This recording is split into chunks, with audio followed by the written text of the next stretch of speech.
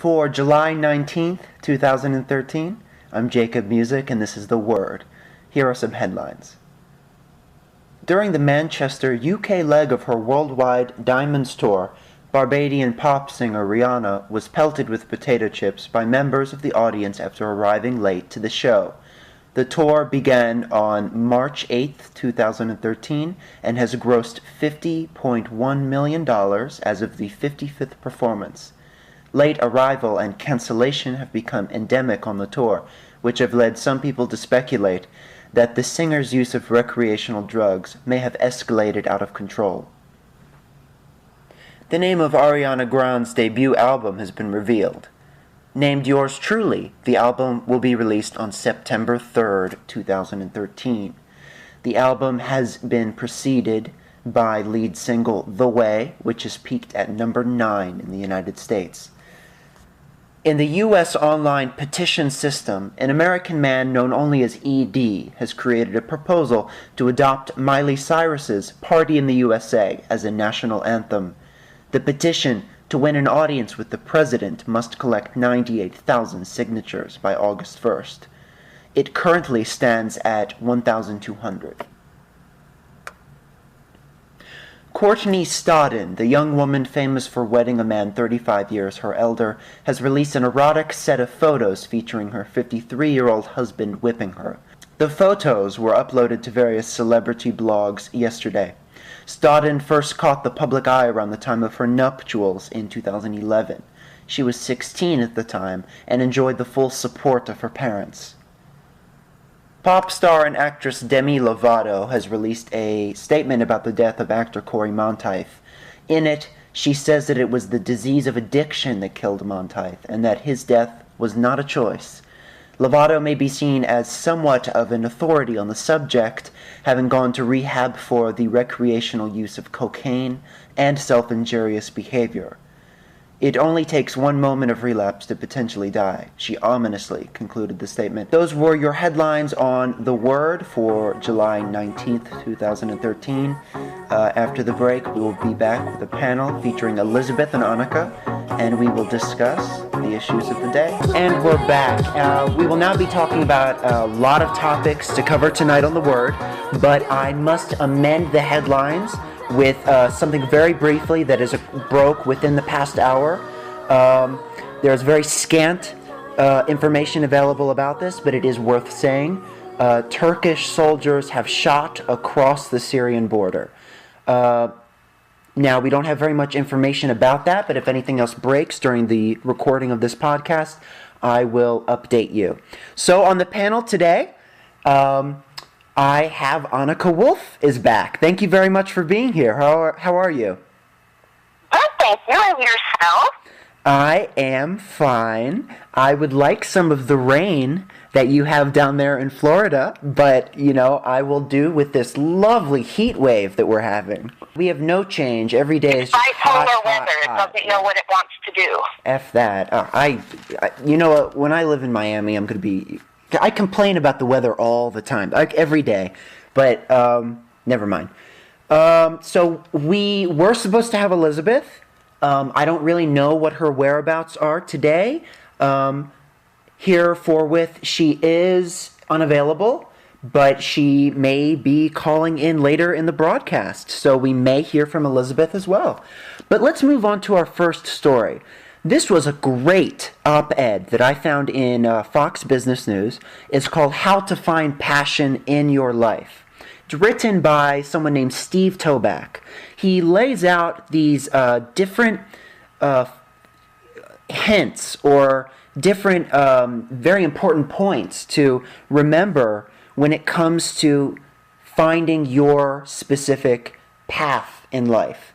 And one of the first things he says is don't try to be someone or something you're not. People can't change who they really are, so don't try. Instead, think of it as trying to become the best version of you that you can be.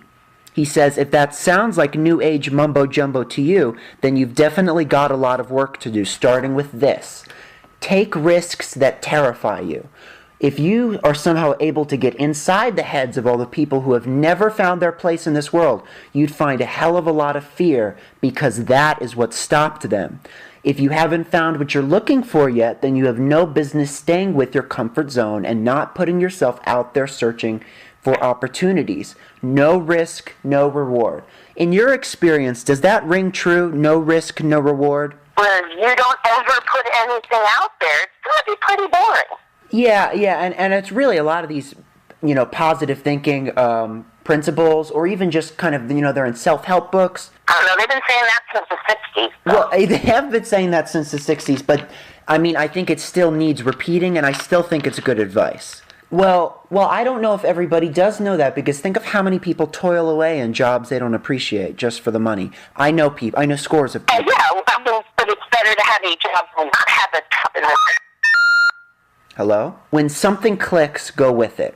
When you do come across an idea or an opportunity that seems to resonate with you, that gets you excited like you're a little kid again, then that is the important signal. If it really gets you excited, the idea of, oh, maybe I can start this project, maybe I can do something I've always wanted to do, that's the sign when you know you should go for it. Follow your passion. Common sense. Well, okay, maybe this is your common sense, but not everyone, No, I don't know about that. It's like fire hot, when it's fine to have negative thoughts, but it's whether you let those negative thoughts negatively impact what you want to do with your life, the projects that you set out to do. We're humans. We question everything. We are born with free will and innate curiosity. Yes. Well, no, but I think that's in humanity, but a lot of there are different personality types when it comes to questioning versus not questioning, and there's some people who are more oriented towards just not questioning things, and I know lots of people like that, and not saying that that's bad, but that is, that's a certain way of living, and what seems like common sense to us may not be may seem, impractical to other people. And this is my favorite point in the article coming up. Don't worry about the money.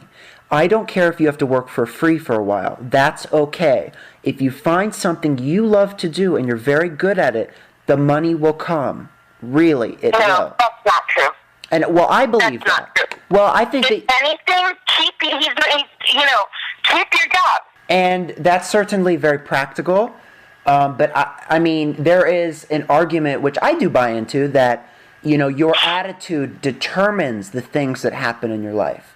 And so if one is to hold these negative beliefs or these more cynical beliefs, then your life will blossom in that path, in that image.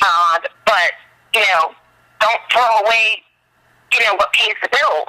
Yes. On a whim or a fancy, which is what he seems to be saying. Yeah, I have a slightly different take. I really do. I've seen enough in my very short life to know that anything is possible, and somebody with drive and ambition and somebody who's intelligent, and even people who aren't that intelligent, just if you really believe, it will come to you. Yeah, so we're not really disagreeing with each other. I think we're just emphasizing different pieces of it. And it's not like I would say you should, when you say throw away your life, I would say if it's causing you, if your current life is making you feel like you don't want to live, then yes, by all means, throw out your life. Some people don't have to, though. And I will cop to the fact that currently in my life, I am a very privileged person. I do not have to worry about money. So because of this privilege, I can... And follow your bliss. But for the rest of us, don't quit your day job. Yes. That's all. Yeah, and I will, I'll kind of, full disclosure, it will be easier for me to buy into this ideological system than it would be for someone in a different situation. Well, yeah, you don't have rent and you don't have bills. That's true. That's true. So this article if I quit a job, for example, I'd be on the street, and that wouldn't do anybody any good. Yep. Certainly until my business takes off, I'm going to keep my day job. Yep. And totally is a valid perspective. Your time is limited, so don't waste it living someone else's life. You have to trust that the dots will connect somehow in your future. You have to trust in something. Your gut, destiny, life, karma, whatever. This approach has never let me down, and it has made all the difference in my life. The only way to do great work is to love what you do. If you haven't found it yet, keep looking. Don't settle. I agree with that fully. And at that, we will take our first break, and we'll be back to talk about what Ted Nugent has said, okay? And we're back now, and I have an article from Media Matters for America. Ted Nugent has obviously, in the past maybe year, he's taken on a very controversial persona, I would say, saying some things that are contentious, but this late... crazy. So this article's headline is Nugent, the black problem could be solved if blacks put heart and soul into being honest and law-abiding. Ted Nugent continued his ongoing racial tirade, appearing on Alex Jones' radio show, to claim that African Americans could fix their, quote, black problem if they just put their heart and soul into being honest, law-abiding, and delivering excellence at every move in life. Nugent has faced criticism over the past 2 days for a pair of columns he wrote for conservative websites that variously termed deceased Florida teenager Trayvon Martin as a dope-smoking, racist gangsta wannabe, an enraged black man-child, and a Skittles hoodie boy. Nugent used the acquittal of George Zimmerman in the shooting death of Martin as a platform to offer advice to black America. Do you think Nugent is someone who black America can take advice from? Well, I mean, obviously not. He does make certain points every once in a while, and, he used to have a reality show. I don't know if you're aware of that. What? Yes, where people would come onto his property and try and win money, and he would make them do some pretty interesting stuff. Like, for example, I don't know if you know, he kills all of his own meat. Very city folk, some very good qualities about living off the land, and different restaurants are starting to do that now. They're offering all parts of animals. When was this? It was actually kind of cool. When was this?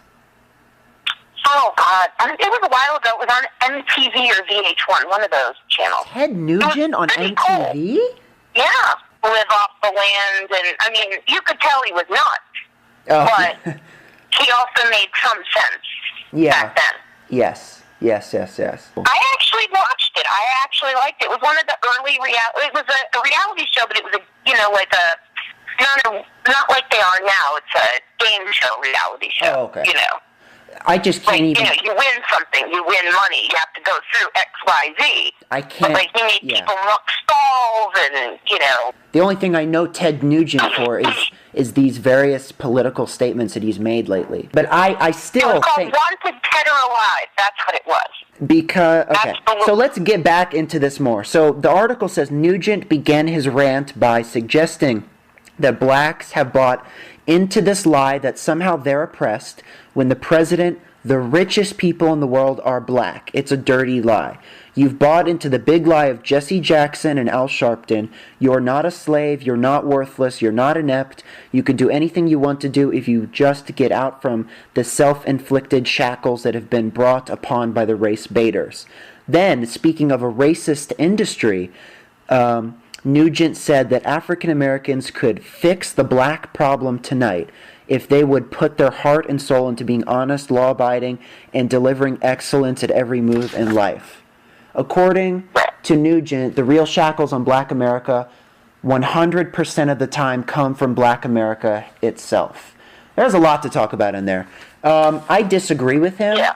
I think that it is outrageous to say that there is no oppression in the society, especially with the society with the legacy that we have. That's impossible.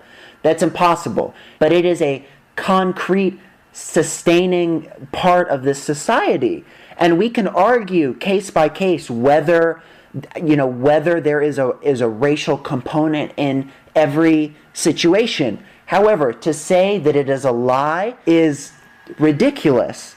And the question I would pose to you is, what do you think that he is trying to say by the, quote, black problem? What does that mean? Well, I to be honest, in a lot of ways, I think he has a point. There are still people going around asking for slave reparations. It was hundreds of years ago. It's time to get over it. We have a half-black president right now. Well, wait. Yes. Let me tell you, lots of different people were slaves. I mean, you don't hear the Jews going, well, we were slaves in Egypt and we built the pyramids and where's our reparations? You know, a lot of the African Americans in this country don't even know their family history, where they came from, whatever. I think that, you know, it's kind of going back to what we talked about in the last show. Of course. Everybody's shoes are their shoes. You know, everyone has been through something. If we keep harping on the past, we can't go to the future. It's time, and he does have a point. I mean, look how rich the president is. Oprah's got $1 gazillion. There are plenty of very rich black people. And there are plenty of poor black people. We have to let go at some point. It's not fun. It's not easy. Well, but we have to learn to do it. Where do I start? I think sociologists, in terms of talking about the wealthy black people, of course there is a black bourgeoisie in this country, but, you know, sociologists or cultural theorists would say, well, those, you know, Oprah, Barack Obama, you're pointing out this elite, you know, they're tokens, in a sense, tokens of wealth, and that poverty rates for those of color in the society are higher than they are for people who are white. And that the... I don't know if that's urban, but in the suburbs, if you go out to, like, Kentucky and Tennessee and some of the other places, I don't know if that's literally true. I know in the urban environment... Well, suburbans also have a large... But that's a different playing field because there was a racial imbalance in the suburbs. Of course you're going to get it skewed. I mean, the number 2 richest person in the world is Mexican. Yes. In the world. You know. Yeah, I mean... And he only has $2 billion less than Bill Gates. Yeah, I mean, but and at the same time... And then after him comes Putin. I think that we can't lose sight that there is racial oppression because just because of these popular people or these very rich people of color. I think that's a fallacy. No, there's oppression everywhere, but everybody has their own dealings with oppression. That's, you know, they were also slaves in England, but you don't hear about that so much. Well, you know? because we're not England. We're talking about our own society here and how to make it better. But what I'm saying is they've moved on there. America is so hell-bent on the past. We have to move forward. You know, and I really don't think we're going to fix the racial inequality unless we start. But I don't see this as bringing up the past. I see this as talking about contemporary issues and, you know, seeing the issue of race. Talking about slavery is not a contemporary issue. No, not slavery. We're talking about Trayvon Martin and oppression in society today. Right, but that's not what you just said. I mean, they were talking, you know, and again, with Trayvon, yes, in his area, he's oppressed. You know, you have to just try and live together. But I don't feel like African Americans are focused on the past. Oh, we all are. Absolutely. I think they are. Well, how are you focused on the past? You go back and you know, they always, everybody say, the blacks talk about the whites-only stuff in the 60s. But, you know, but you don't hear women say about how oppressed they are, where women make considerably less money than men in today's society. Wait, repeat. You know, and women get passed up for promotion more than men. I was reading something of course, there are feminists who are still out there working for the advancement of women in society today. But I think the constant whining about it makes people shut down. See, I think we're going to have to agree to disagree because I don't see that from the African American community constant whining. I don't, you know. Oh, constantly. It was true. Let's get back on track. So are you saying that you agree with what Ted Nugent is saying here? To an extent. I think that we need to not look at all of that. You know, we need to keep our eyes on the future. And if we're constantly bringing up all the negative things that happened in our past, we can't look to the future. You know, I think that this... See, I have to fundamentally disagree with you, because if we look at the conversation about race, even with what we had the last show when we were talking about Trayvon Martin and George Zimmerman, these are contemporary events. This is not an expose of slavery.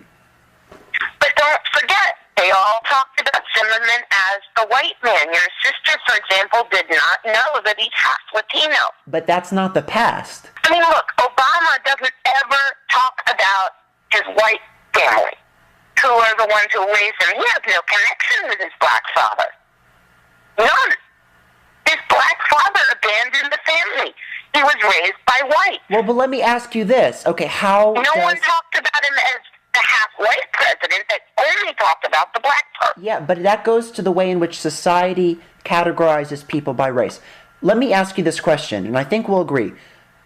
In what racial category does America see Barack Obama as?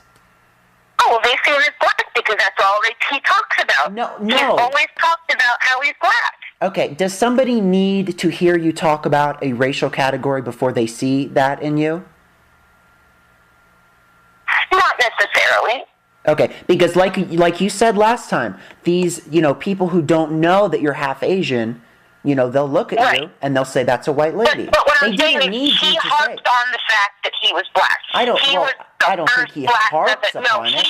He played that up because he wanted the black vote. He wanted, the Latino vote. And he thought if he played up that part of himself, he would get it. And he's right, and he did get it. Well, he intentionally did not. He intentionally turned down the white part of his family. Okay, well, I mean, because the fact is, he didn't even know his black family for the most part. But he had nothing to do with Okay, but listen to me for a second. He's grown up in a society that has categorized him and looked at him as an African-American male. He identifies as an African-American male. He grew up in believing that. He grew up in Hawaii, for crying out loud. Hawaii where you're either an islander or you're not an islander. No, but, okay.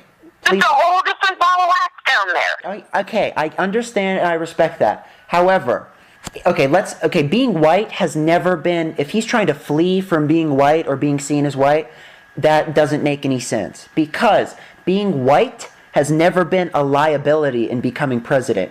Every president before him was white. By being associated with whiteness, you have nothing to lose. White, when it's you versus white, you want to get the vote, the other part of the vote. You want to try and get the vote that the white person isn't going to get. And by saying, but I'm not him on this, on that, my feelings about Obama go so much deeper. It has nothing to do with race. It has to do with the fact that I think he's an idiot. But, it's beside the point. All I'm saying is we put too much stock in race. We need to let race go and be humans. The fact is we are not our race. That's part of us, but that isn't who we are. We are people. Yes, but so what exactly is your problem? We are, not who we are. Listen to me. What exactly is your problem with Obama invoking race on the campaign trail? Because I think, to be honest, if you're going to be president, if you're going to be anything, it's fueling the fire.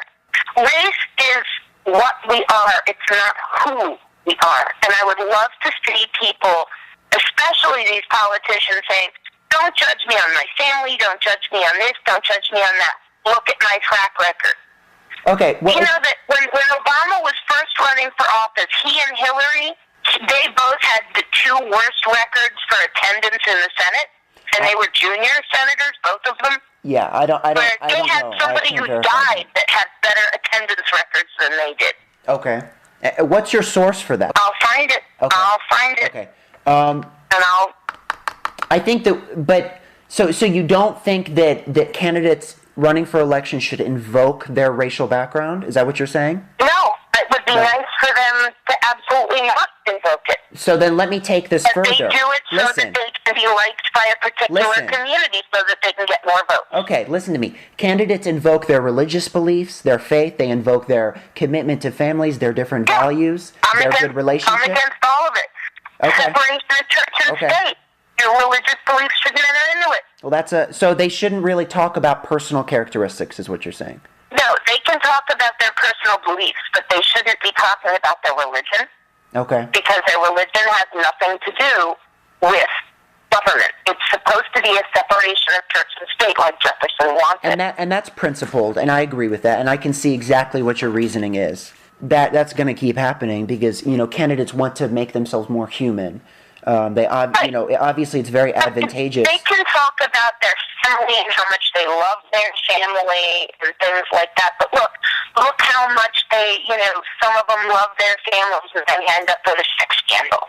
Yeah, well, I mean, right? and those two things aren't necessarily mutually exclusive. He and Hillary and the loving family, and he had affairs with 3 different women that we know of. So to bring it back once again, you said that a lot of African Americans don't have knowledge of where exactly they came from. My response to that will be, being sold into slavery and being shipped off to another continent, it does sever yourself from your roots. Absolutely, and I understand that. And it doesn't really matter what the activism is, but a lot of people that I've noticed that are the loudest in any group tend to have the least knowledge. It's like they'll jump on the bandwagon and they'll start spouting this and spouting that and yelling and screaming, and they really don't know. Why did I even write that down? See, I don't even remember why I wrote some of this down. Maybe we'll go back to this. So moving on a little bit, I completely disagree with Ted Nugent's worldview, and I think it's either bigoted or completely disconnected from the realities of Black America. But moving on, Nugent concluded by claiming that racism against blacks was gone by the time that he started touring the nation in the late 1960s and the 70s. Nothing of consequence existed to deter or compromise a Black American's dream if they get an alarm clock and they remained clean and sober. That statement is patently ridiculous, I think. Yeah, I think so too. I think racism has always been there. It does seem to be worse now than when I was younger. Yeah, but to talk about the decade in which this major civil rights struggles occurred and say that he said that it was gone. Yeah. That's just, why does he say these things? Look, he's getting his 15 minutes of fame again because they're starting to rerun his TV show, and he's got another TV show coming up. So you think it's really about the attention of saying these controversial things? Of course it is. Think about it. If I stood up there and I spouted it, if I had a teeny bit of celebrity to start with, and I stood up and I started spouting nonsense, the cameras are going to go towards it. It's TV, it's ratings. To say that racism was gone by the late 60s is just wishful thinking. And I don't know if you could find many people at all who are alive in the 60s who would agree with what Nugent is saying. So really you think the why of it comes down to he knows that he's popular with a certain segment when he says these very inflammatory statements, so he's kind of playing to that base? Oh, I'm sure. Okay. Well, that seems to be the word on every person who says controversial things that we talk about. All right.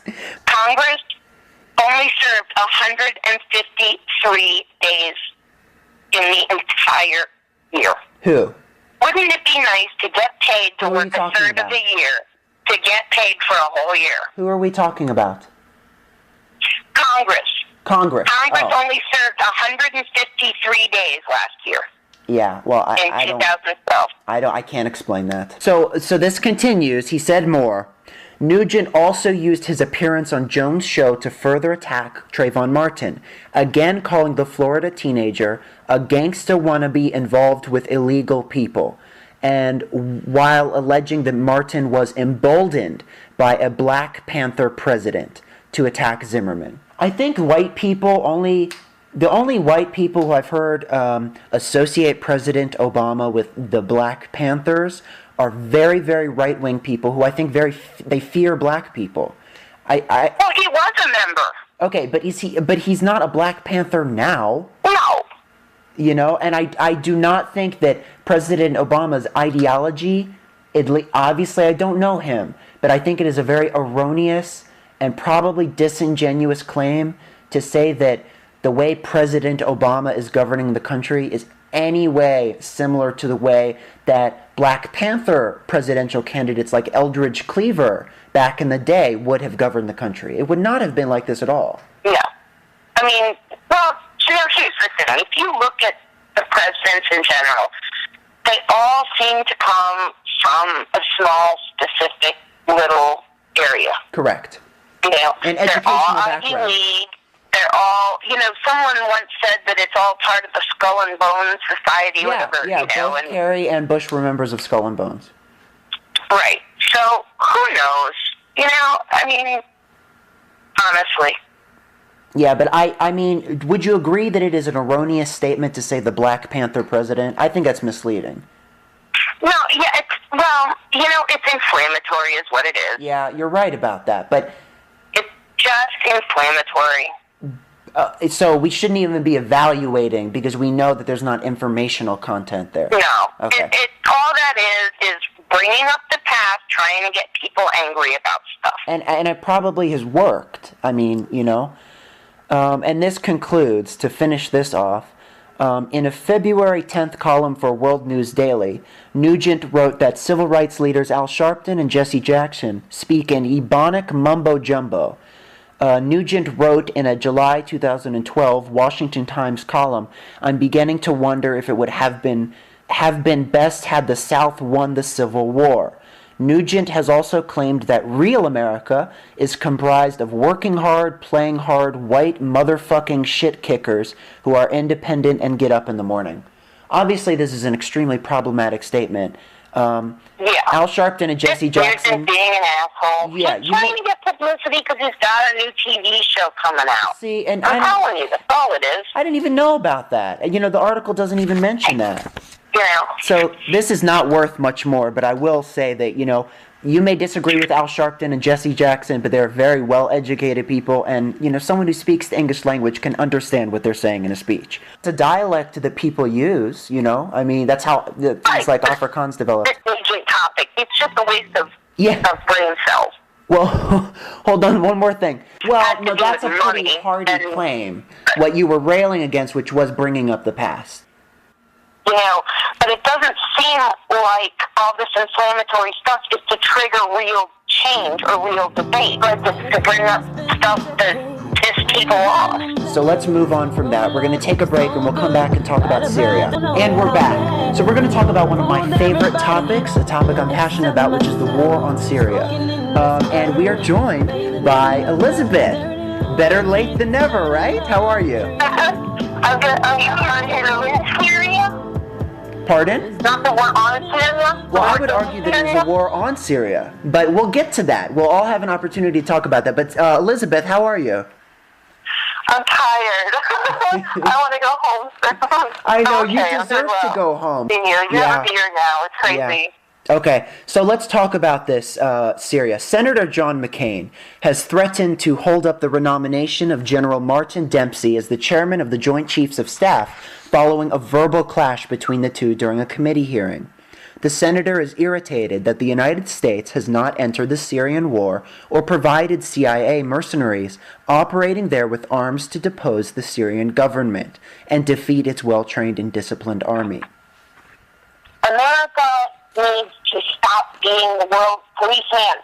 We have enough problems. Okay, I agree too. I don't understand McCain. I think McCain, like most other legislators in Congress and the majority of the American public, is completely misguided or utterly misguided about what the Syrian rebels stand for. Just because they're rebels does not mean they're on the right side or whatever the right side is. Yeah. Does not mean that they're standing up for your principles. I think people will be surprised at the kind of atrocities the rebels have committed. It's just the fact that the media has constructed this dialogue that Bashar Assad is this dictator and the Syrian rebels are fighting for democracy.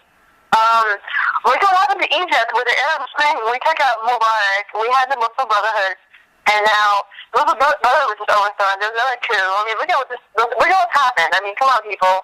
Mm-hmm. It's just sad that nobody knows what's going on, and everybody's thinking that, oh my gosh, we need to fund these rebels.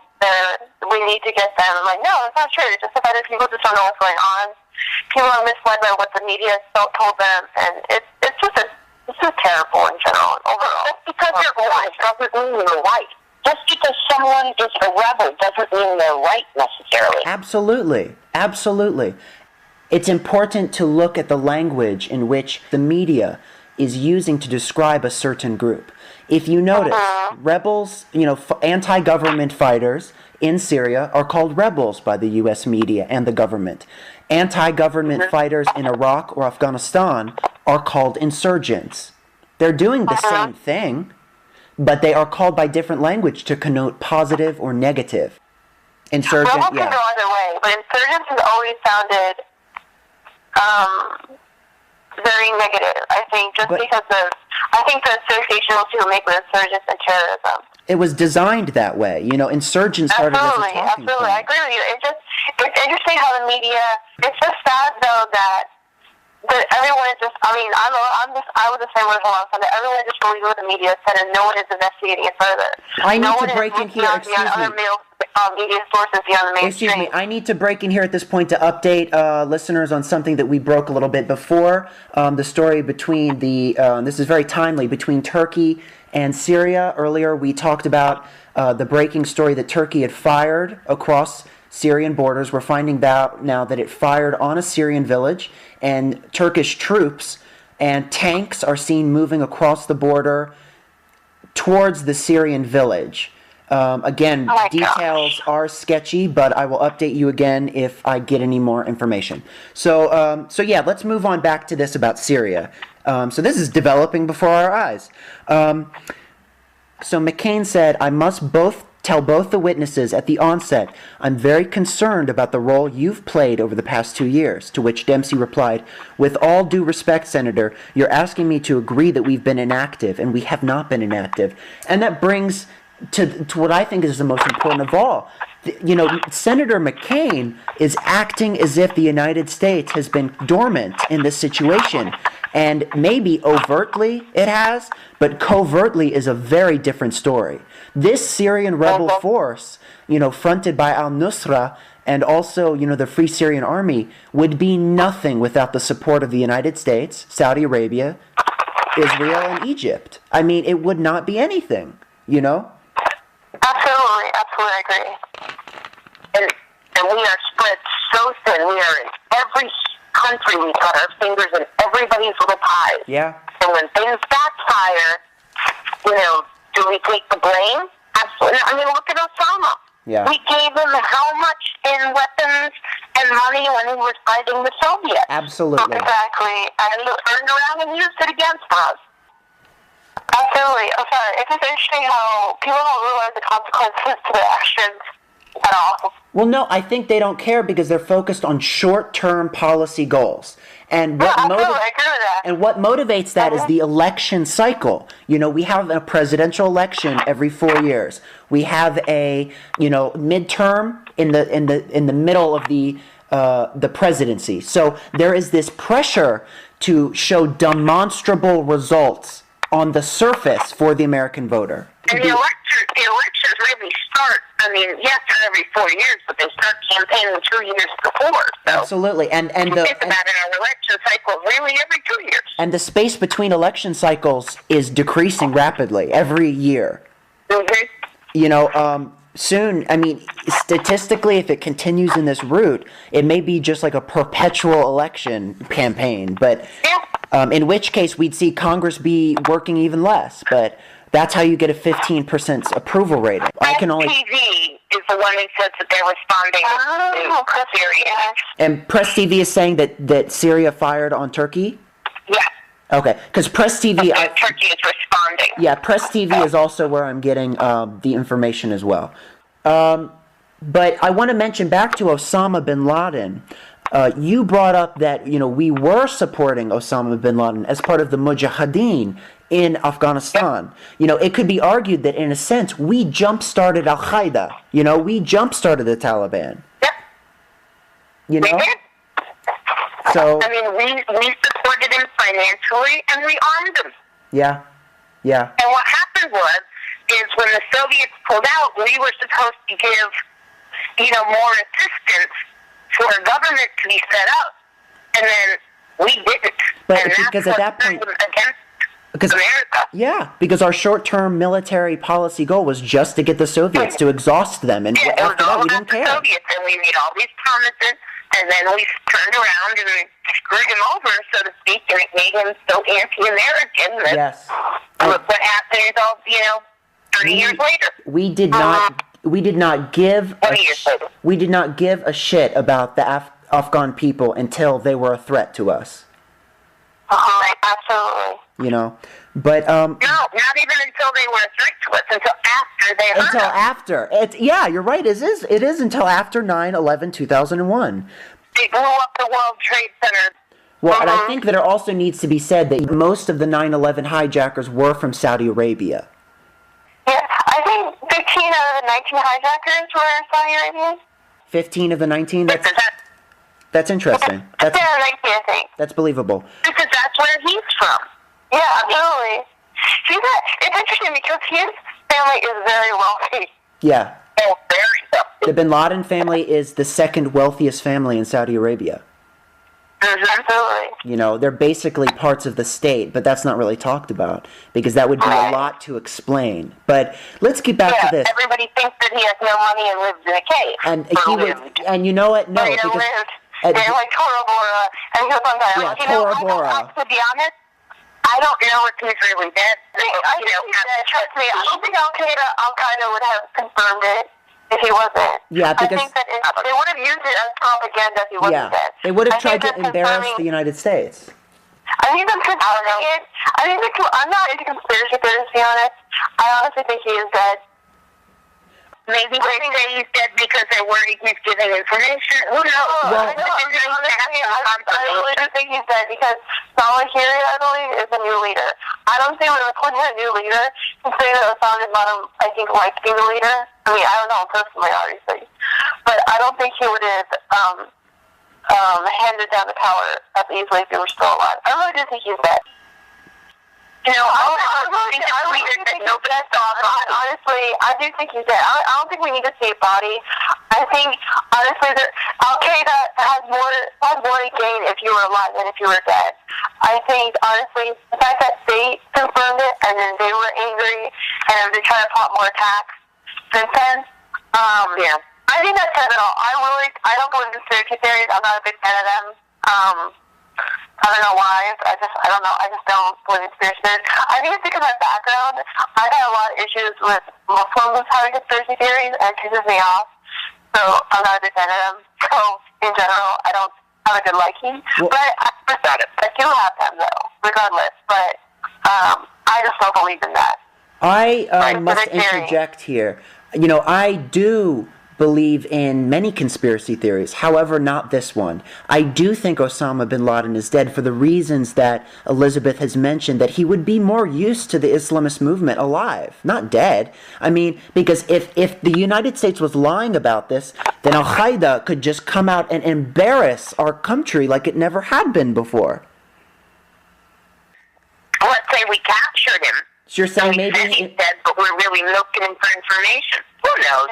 I mean, I don't know. I really do think he's dead. I know that there is a few people that do believe he's not dead, but I really do think that because it came from the head of the Al-Qaeda extreme website that he was dead, that he actually is dead. Yeah.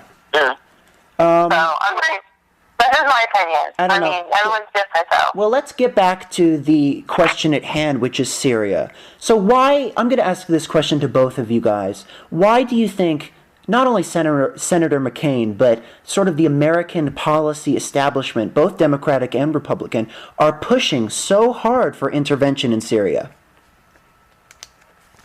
In the light of all of the, terrorism and the anti-Muslim propaganda that's gone around, I think, oh, look, we're helping them. Yeah. I think that's part of it. Yeah. Elizabeth? I feel like in general, our foreign policy goal is shaped as a sports savior complex, where we want to intervene in all these foreign countries and be cast as this benevolent superpower. Yeah. Yeah. That's just my opinion. I agree. I think what maybe Americans don't understand is to the countries that are being intervened in, they do not see it as help. It only makes the problem worse. If you're seeing the problem is anti-Americanism, intervention in a country's affairs, it does not help. But let's continue in this article. So in May, John McCain allegedly ventured to the Middle East in a very controversial trip to meet with the public relations wing of the so-called rebels, the Free Syrian Army. I'm sure you guys saw these little photo ops, and he had to come back and say, he didn't know this person was a terrorist. That was a very big controversy a few months ago. The public relations wing. Can you say propaganda? Yeah, it was a public relations stunt. The photo op. It's McCain, and it's a photo op saying, "I'm not dead." Absolutely. Yeah. Everyone when he was running for president said, he's going to die, he's going to die. Yeah. And that's why a lot of people didn't want to vote for him. He's too old, he's going to die. He's trying to throw his weight around while he still can. I feel like McCain gets off a lot because he was tortured in Vietnam, so nobody wants to question him. Yeah. To be honest. I feel like during the presidential election, it's worse because he was tortured in Vietnam. Like, he has this authority that you cannot impugn. During the presidential election, though, they did not hold punches. They really let him have it. So I don't know about that. In the past, maybe, but yeah, I feel like during they threw some hard punches. Yeah, let me say this. I feel like pre 2008, I feel like McCain, historically did have a very good relationship with the press, and he was, not really critiqued. However, I agree with Annika in saying that, it's obvious that he didn't win, number one, but also the media was critical of him, and I think only became more critical of him when Sarah Palin was brought on board.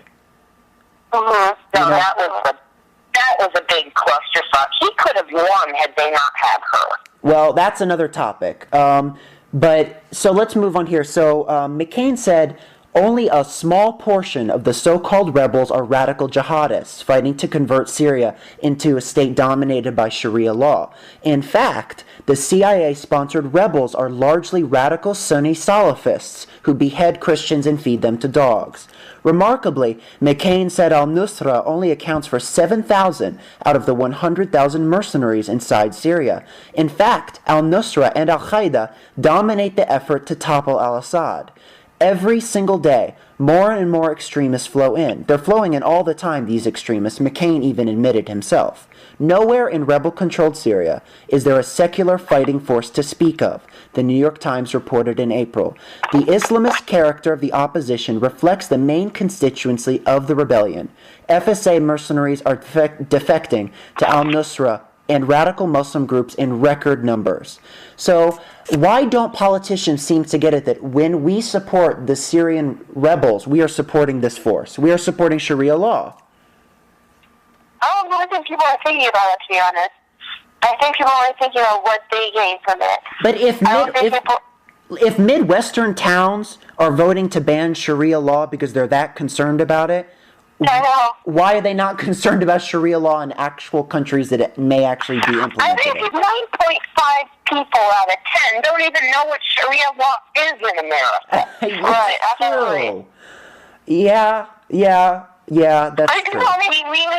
America really needs to stay out of it. We have no business in it whatsoever. I agree. We have people in Afghanistan. Let's fight one war at a time. Yeah. But technically, it's supposedly not a war. Well, that's a rhetorical device as much as everything. Let's have people die in one area at a time in large numbers. Yeah, I'm very, very outspoken. I mean, we have special forces in the Congo right now. We have troops all over the place. Yes. Think how many millions, billions of dollars are going to all these countries overseas to fight their wars. Yes. And we need medical care, and we need this. And, take care of your own first, then you can go out and do other things. Simply put, and I am not saying this from a lack of compassion for the Syrian people, I cry thinking about Syrian people. But fundamentally, this war is not a struggle of the American people. It is that country deciding how it wants to go forward in the future. And we cannot control that, and we shouldn't try to. No, we shouldn't try because it's just going to backfire if we do. It's Exactly. just going to backfire because whoever wins this civil war, if it is not the side that we back, if the other side wins, all it's going to do is cause another enemy for America. Yeah. The world opinion doesn't like, it's going to come back on us. America got involved, so whatever happens, good or bad, is America's fault. When we make it our fault. Well, right. We intervene, it makes it our fault. Yeah, and the thing is, you know what, we've really, if we're concerned about ever being influential in Syria again, we've really messed up. Because if the Islamist rebellion is defeated and al-Assad stays, well, we have completely positioned ourselves and burned all bridges with him. And on the other hand, if by chance, this Free Syrian Army does succeed, well then, okay, are we going to be allies with a Islamic theocracy? No! We're not going to be allies with a Sharia law state. I mean, it is a giant clusterfuck, and we need to stay as far away from it as we can. I agree, but unfortunately, I am shocked that we don't have a more open, overt presence in Syria by this point. A few months ago, I thought because of all the pressure from, you have, military personnel going on the news, pushing for intervention in Syria. You have politicians, you have pundits, you have the news media. I mean, there is a lot of pressure. Fundamentally, almost overwhelmingly, are pro-rebellion messages, pushing for intervention. Absolutely. They've already decided in their minds. I'm surprised it hasn't happened because there's so much working for that, Well, I'm glad it hasn't. Bad idea and that this is wrong. No, it's absolutely a bad idea, and it's absolutely wrong. Covertly, we're going to do it. And covertly we are. It's wrong. But Americans see most Muslims as bad guys because of 9/11. Yeah. No, getting involved with it's extra bad because of that. It makes it 10 times worse. Because Americans in general are not going to see anything there as a positive step. Yeah. I think we should give all this else, money, weapons, etc. We need to stay as far away as we can. And we give ammunition to... Being humanitarian is wonderful. Yeah, but we give ammunition to anti-American groups by intervening. We give them more rhetorical propaganda points. Oh, I know. So, guys, Senator McCain is obviously a smart guy. He almost became our president. Is it the fact that he's just ignorant, or is he willfully ignorant, or is he lying? Does he not know that we already have involvement in Syria? I think he's willfully ignorant. I think he knows what he's talking about. I mean, I think he knows the statistics. I think he just has his own goals in mind. He's a foreign policy hawk. That's what his shtick is. He wants a headline. He's afraid of being forgotten. He wants a headline. This is a good way to get them. See, that's pathetic. He knows he's got a lot of pull, too, because he's the foreign policy hawk in the Republican Party. Yeah, I don't know who he thinks he is, though, but... So, I don't know. Moving on... everybody wants... it's funny. You're quiet for a little bit, and they start to forget about you, so you gotta do something, whether it's smart or stupid, to wave your arms in the air saying, I'm here. Yeah. Don't forget about me. Yeah. And that's what they do. Yeah. But you know what? If that's really what it is at the end of the day, this is a little kind of attention-getting venture that can cost hundreds of thousands of lives. So this is serious. Absolutely. If you're going to do that, that is unacceptable and immoral because it's a lot bigger than you think it is, Mr. McCain. Absolutely, yeah. But, and again, ignorance. There's a lot of ignorance out there. I mean, he's an elected official. He shouldn't be ignorant, and he's probably not ignorant, but he's playing on the ignorance of me and you. But in this article, that intelligence agencies are involved in Syria. This entire situation is so screwed up. I'm trying to stay informed by looking online, but as far as actually actively watching it, I'm trying to limit it because I know the effect it has on me. Yeah, but we have to understand there are greater forces at work than us. These things will happen. They're happening for very definite, concrete reasons in the world, and we cannot be expected to change this. We can't stop it, unfortunately. We cannot stop a war. There is some American involvement there, but any last words on Syria? This entire situation makes me so sad. I hurt for the world. I hurt the Syrian people. I hurt for the ignorance of America. And I would love to be more involved, but at the same time, I don't know how much more I can take emotionally. They need to work it out themselves. And that's the unfortunate, sad truth, but that's the truth about life. Yeah, exactly. Okay. Any war, there's civil wars raging all over Africa, all over the place. Yeah. But why are we focused on just Syria? Yeah, and that's the thing. I want to ask one more question, actually, before we leave. So basically, there are some that would say, mentioning Afghanistan, Iraq, Libya, and now Syria, that this is, in a larger context, the Western involvement in Syria is part of a broader effort to destabilize anti-American regimes in the region. I don't know about that, but I would say unequivocally, I completely agree with that. I think that Syria is, why it's so important for this establishment is they see it as a bridge to Iran. If you can take out one of Iran's greatest allies, then you're one step closer to the prize. No, that is true. And I personally have hated the government in Syria for years and years and years because my family is in Israel and they're a border country. They can rob missiles and that's a bad thing. So, but I like a nice, stable, not Jew-friendly per se, but, a Jew-hating government in there, absolutely. But, I don't know if America's intentionally trying to destabilize the entire region. I think that well, I have two things to say about that. Under Bashar al-Assad, up until 2011, it was a highly stable regime in the region as compared to basket cases like Iraq. Well, but no, look, it started with Egypt and it's just spread. Well, I would say it started with Afghanistan. No, that wasn't an internal war in Afghanistan.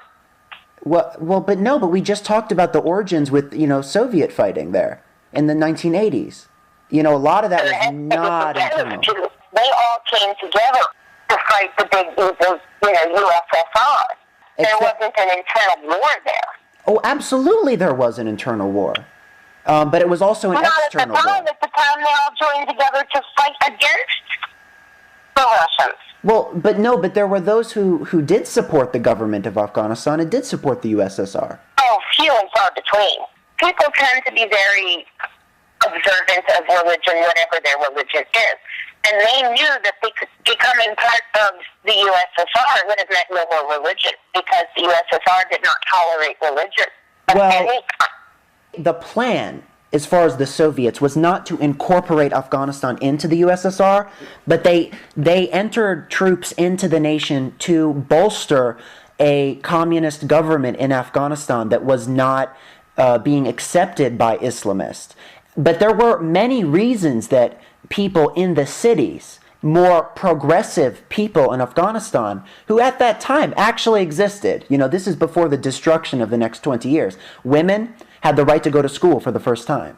Women were becoming doctors. They were becoming politicians. Minorities, people who were not necessarily the former aristocracy of Afghanistan, were allowed entry into the society for the first time under the communist government. There were many people who did not want the Soviets to leave or did not want this government to end.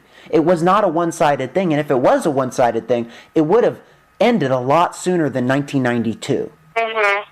I agree with that.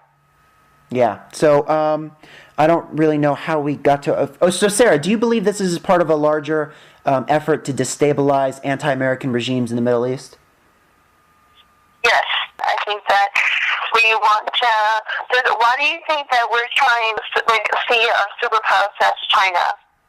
So I think that we are trying to keep up these puppet leaders, and whoever supports us, I think we have a great interest in making sure that we still are very much in control, that we still have leaders that are very much allied to us. Yeah. I think that's why we have so much issues with people in Latin America. Yes. Because yes. they're standing up to us. Yeah. And we don't get, so we're not close with them at all. And we try our best to support coups and try to destabilize those regimes by withholding funds or by, because we have a lot of influence in the IMF and the World Bank.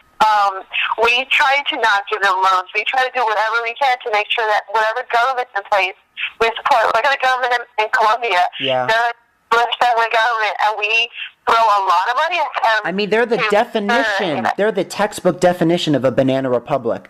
But to bring this back to the Middle East again, you mentioned puppet rulers. Do you guys think that, say, the rebels were able to win and install a ruler in Syria? Do you think that he would obey the United States as a puppet? And then what we do. I think. Yeah, anybody money can do a lot. Money corrupts, obviously. Yeah, but money can only. I wouldn't be surprised. Yeah, but in this situation, you have money going up against some of the fiercest religious fundamentalism. And that is that's one struggle that money cannot always win, Mm-hmm. I think it's. No, the truly fundamental religious people know it's not going to happen. I think it's we can't beat that. I think it's really a folly to think that if they're emerged. Not if they truly believe. Yeah. If they're pretending, if they're just playing at it to get what they want. Yeah. That's one thing. But you know what? We know. Money isn't going to sway them. We know that there are many true believers, or at least a large element in this movement, in al-Nusra, in the rebellion, or else we wouldn't see people being pushed off buildings, poisoned. Right. We wouldn't see them being mutilated on camera, biting out of the hearts and the livers of people. Oh my gosh, I remember that video. It was horrible. And this is why it's scary. It is scary if our government thinks that if we support these people and they win, that they will ever represent a single American value.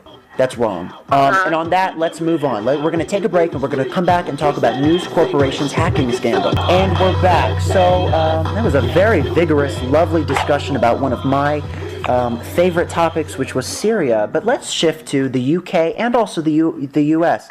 I'm sure you guys have at least know a little bit about the woes that have been troubling Rupert Murdoch's News Corp in the past 2 years with allegations of phone hacking. Yes. Yes? Yes. Okay. I believe. So, yes. Rupert Murdoch has come out and made a statement. He says that, officials, law enforcement officials in the UK have probed him excessively and have gone on too long, the investigations have.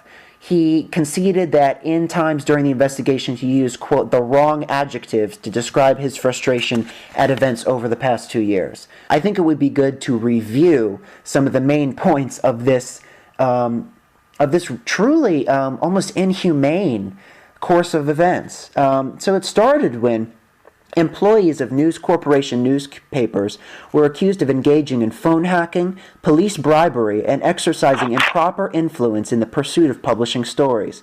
In July 2011, it was revealed that the phones of murdered schoolgirl Minnie Dowler, relatives of deceased British soldiers, and victims of the London bombings were also accessed. The negative attention garnered by the scandal eventually reached the United States, where News Corporation is headquartered and operates multiple media outlets including Fox News and Fox Business. The FBI launched a probe on the 14th of July 2011 to determine whether News Corporation accessed voicemails of victims of the 9/11-2001 attacks. Over the course of the testimony before the inquiries, Rupert Murdoch admitted that a cover-up had taken place within the News of the World to hide the scope of the phone hacking. The first individual to accept the News of the World's apology and compensation was actress Sienna Miller, who received £100,000 plus legal costs. Sports pundit Andy Gray followed in June, accepting a payout of £20,000 plus legal costs.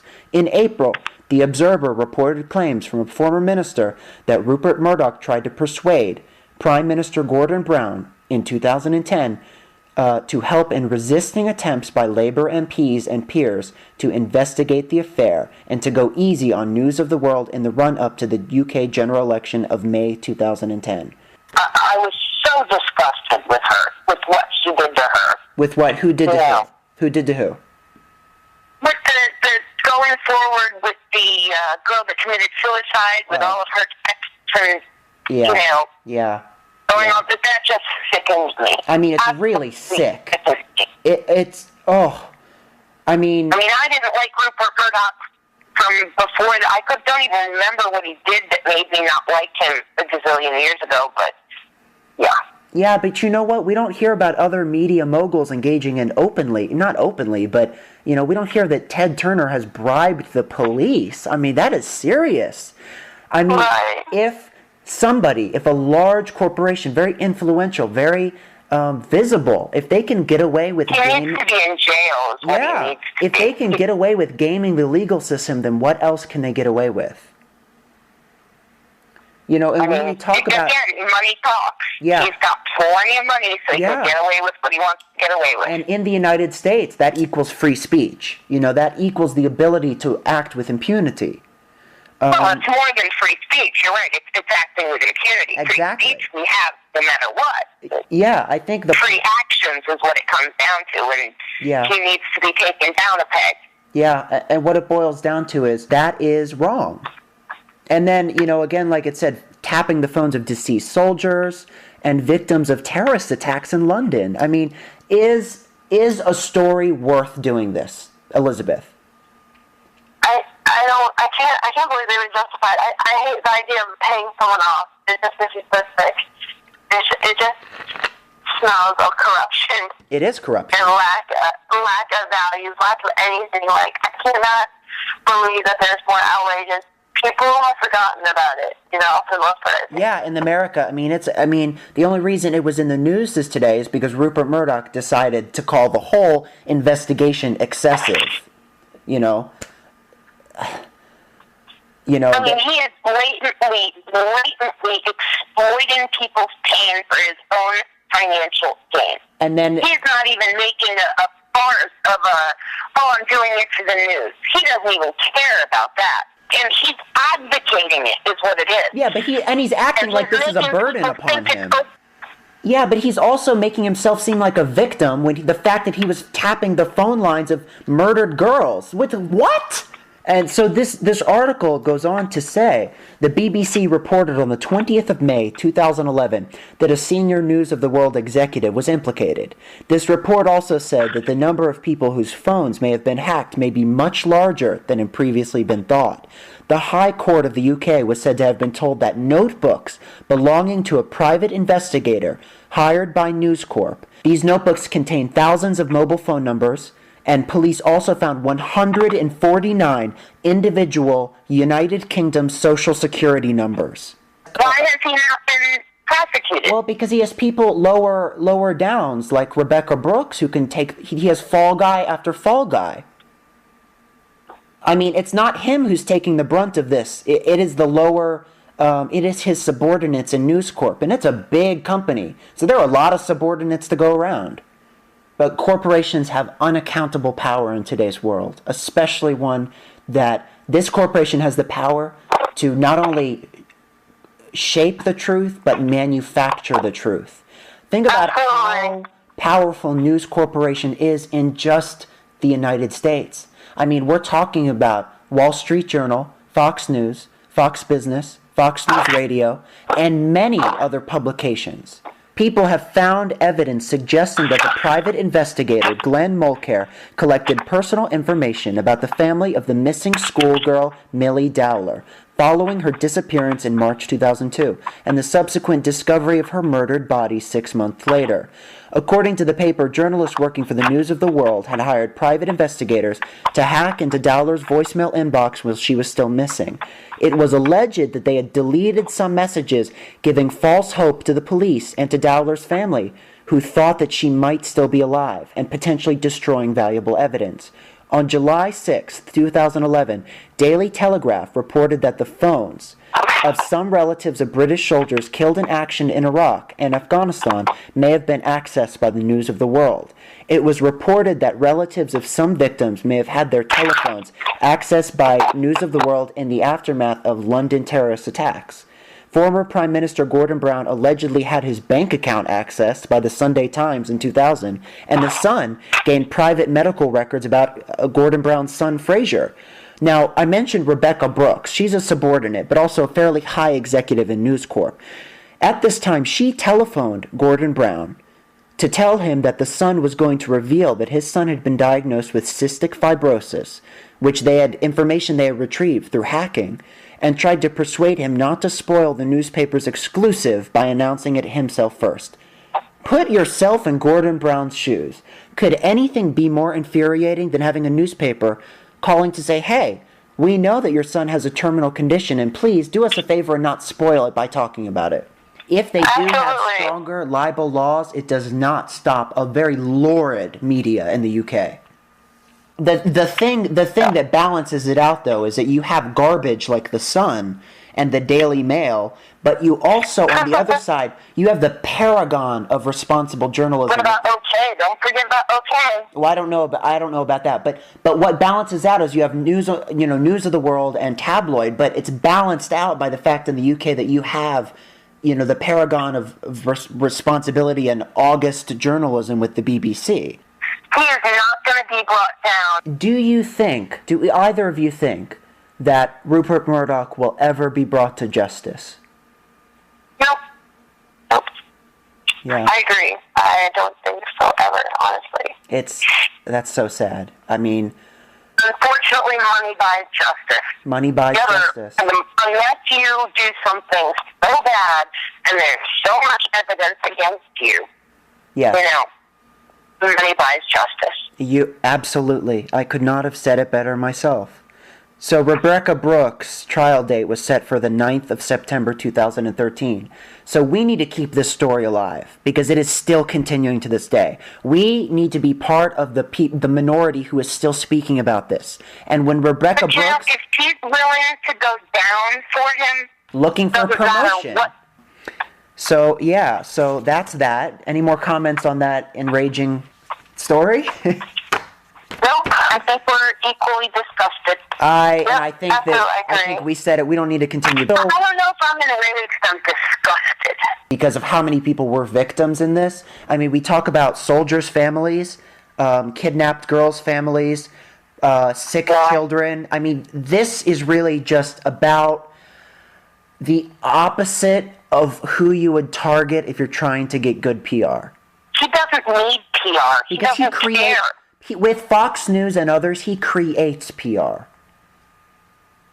So, I mean, he can literally, in the most prominent news voice on television in this nation and others, with Sky News and Sky News Australia, he can literally make this story disappear for a large portion of the population. Make it seem like it never even happened. But let's move on to something that is more localized. According to C-SPAN, the next election cycle has already begun. Actually, it began on May 3rd. Surprise, surprise, surprise. Surprise, surprise, surprise. So, I think what better than to declare, I love covering primaries, especially with that super entertaining Republican primary we had last time round, which only ended, but a year ago or whatever. So I love covering primaries. I am dedicated to making the Word the place to go to for constant information about the primaries from now until the end of them. So let's talk about a speech that some would say one of the main contenders for who is sort of positioning himself to become a very mainstream Republican candidate, Jeb Bush. He gave a speech a few weeks ago to a dinner hosted by the New York Conservative Party fundraiser. And here's what he said in his speech. I've excerpted it here. He said, I will not speak a lot about the last election in November. I will let you all suffer along with me in that regard. We got beat because our brand is tarnished. They were given a choice, one that was conservative and familiar to all. The other offered a different vision. The path we are on today is a path of decline. It is a path that is far less than our potential. This is a future so bleak. My goal is to talk about how we focus on winning back the future of this country. We had to be willing to make mistakes. Can we be a young country like that again?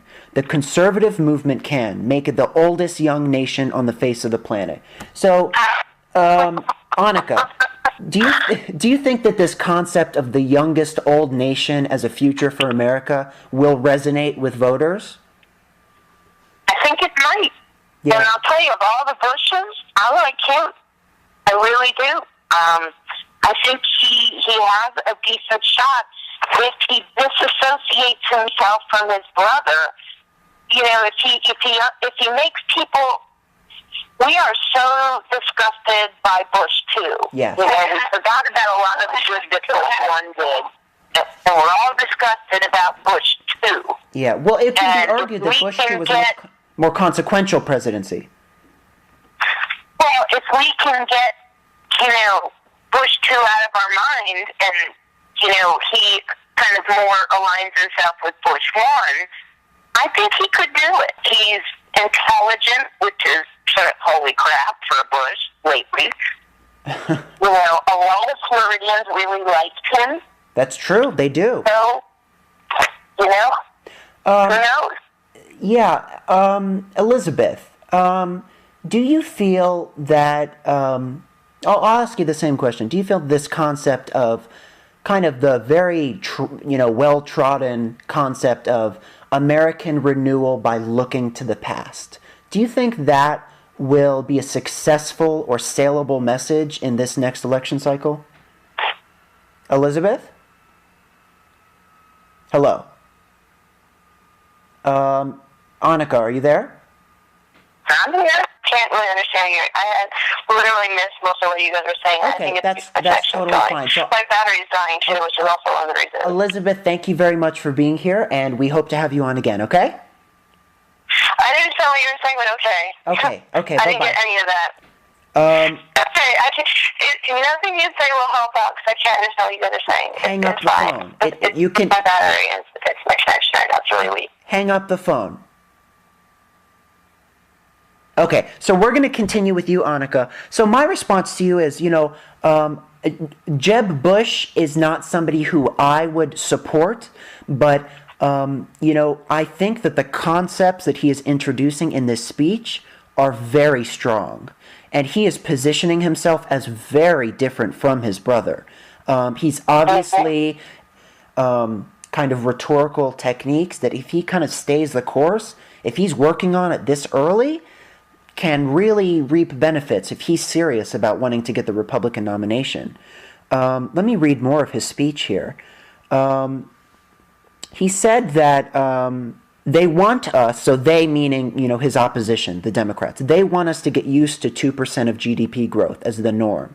We have 8 million Americans who have simply given up looking for work. We need to restore committed family life as the organizing principle in American life.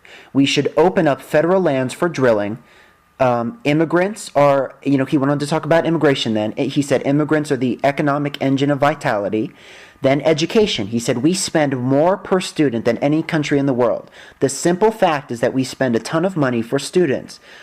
He advocates eliminating social promotion and embracing every possible school choice program that the legislature would allow.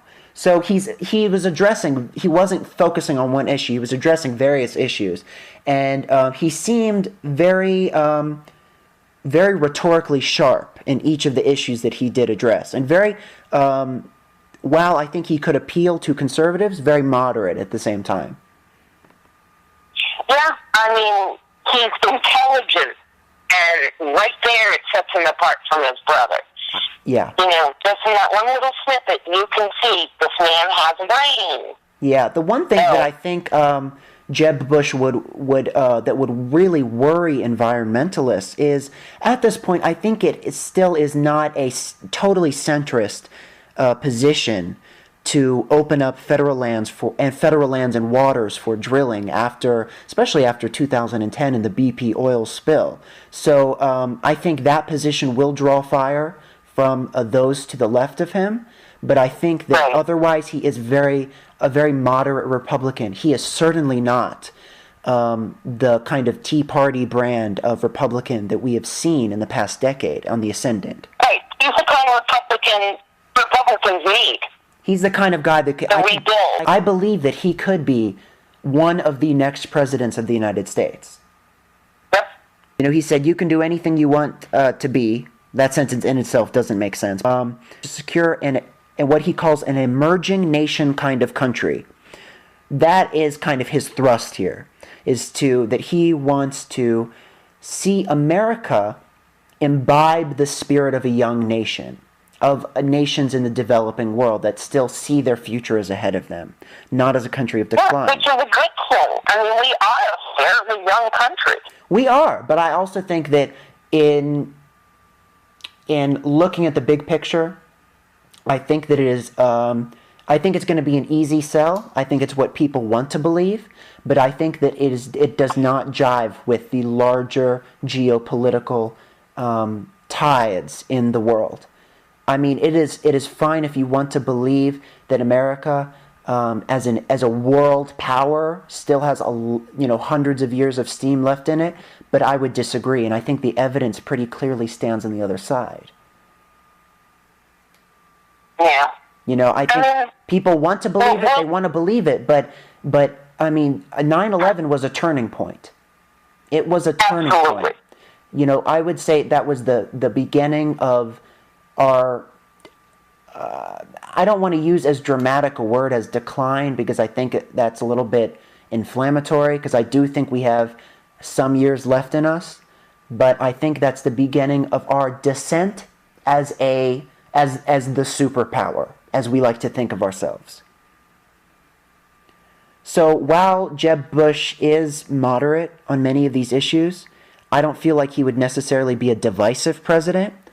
At the same time, I think it's dangerous. I think it's too early to say that. Too early to say that he would not be divisive? Yeah.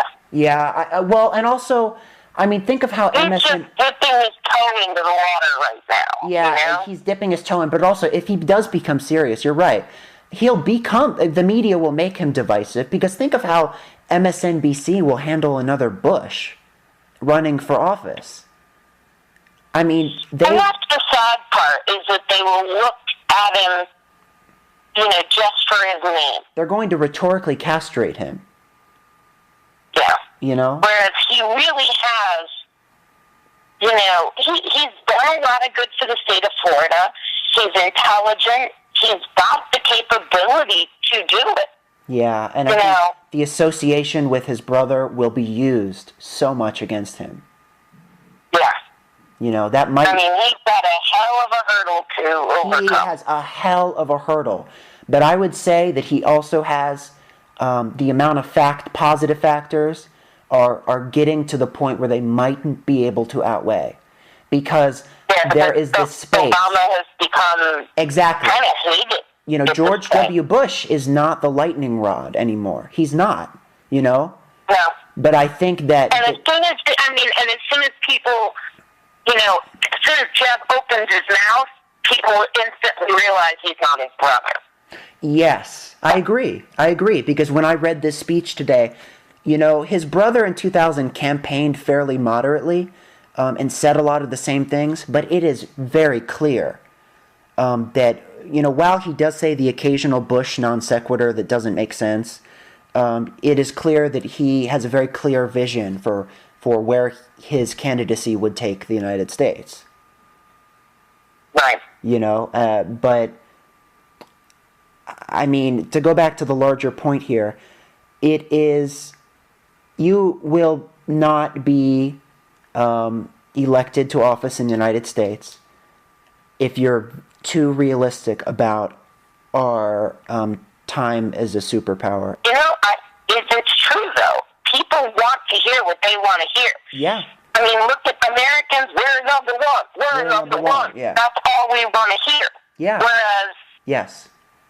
where we may not be, I mean, it's what it is. It is what it is. I would argue, number one, we have to realize that our forces that are stronger than our will and our military, and that it would actually be easier, and that we will be more prosperous and will last longer as a united political entity if we stop trying to control the world, if we stop trying to be that empire, if we focus on ourselves and we look at a long-term perspective, then I think that we can make it.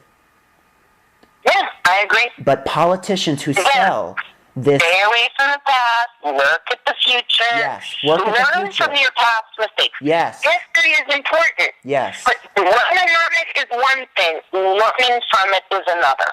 Absolutely. But grasping on to this kind of past glories thing, I mean, we look at an old, washed up high school or college football player, star, jock, as a society, we pity that person. But we don't pity the United States for the way it's jingoistic about its own past, I'm not saying that the United States needs to be negative about its future. On the contrary, I'm saying that we have a great future ahead of us if we can come to terms with reality. Right, it's an if. We have a great future if. If we do not see reality for what reality is, if we keep looking and keep pumping up our, ego, inflated sense of ego, exactly, then we won't. Then we're going to go down, and we're going to go down hard. Yeah, I completely agree. But you know what? For the time being, there still is a market for politicians who peddle in non-reality, Of course there is. And there always will be, because there are a lot of people that are deluded. We want to be deluded into thinking we are the best thing in the world. We want that for ourselves, because who wouldn't? Yes. Who wouldn't want to be superior? We all want to be the best. Yeah. And as long as we can,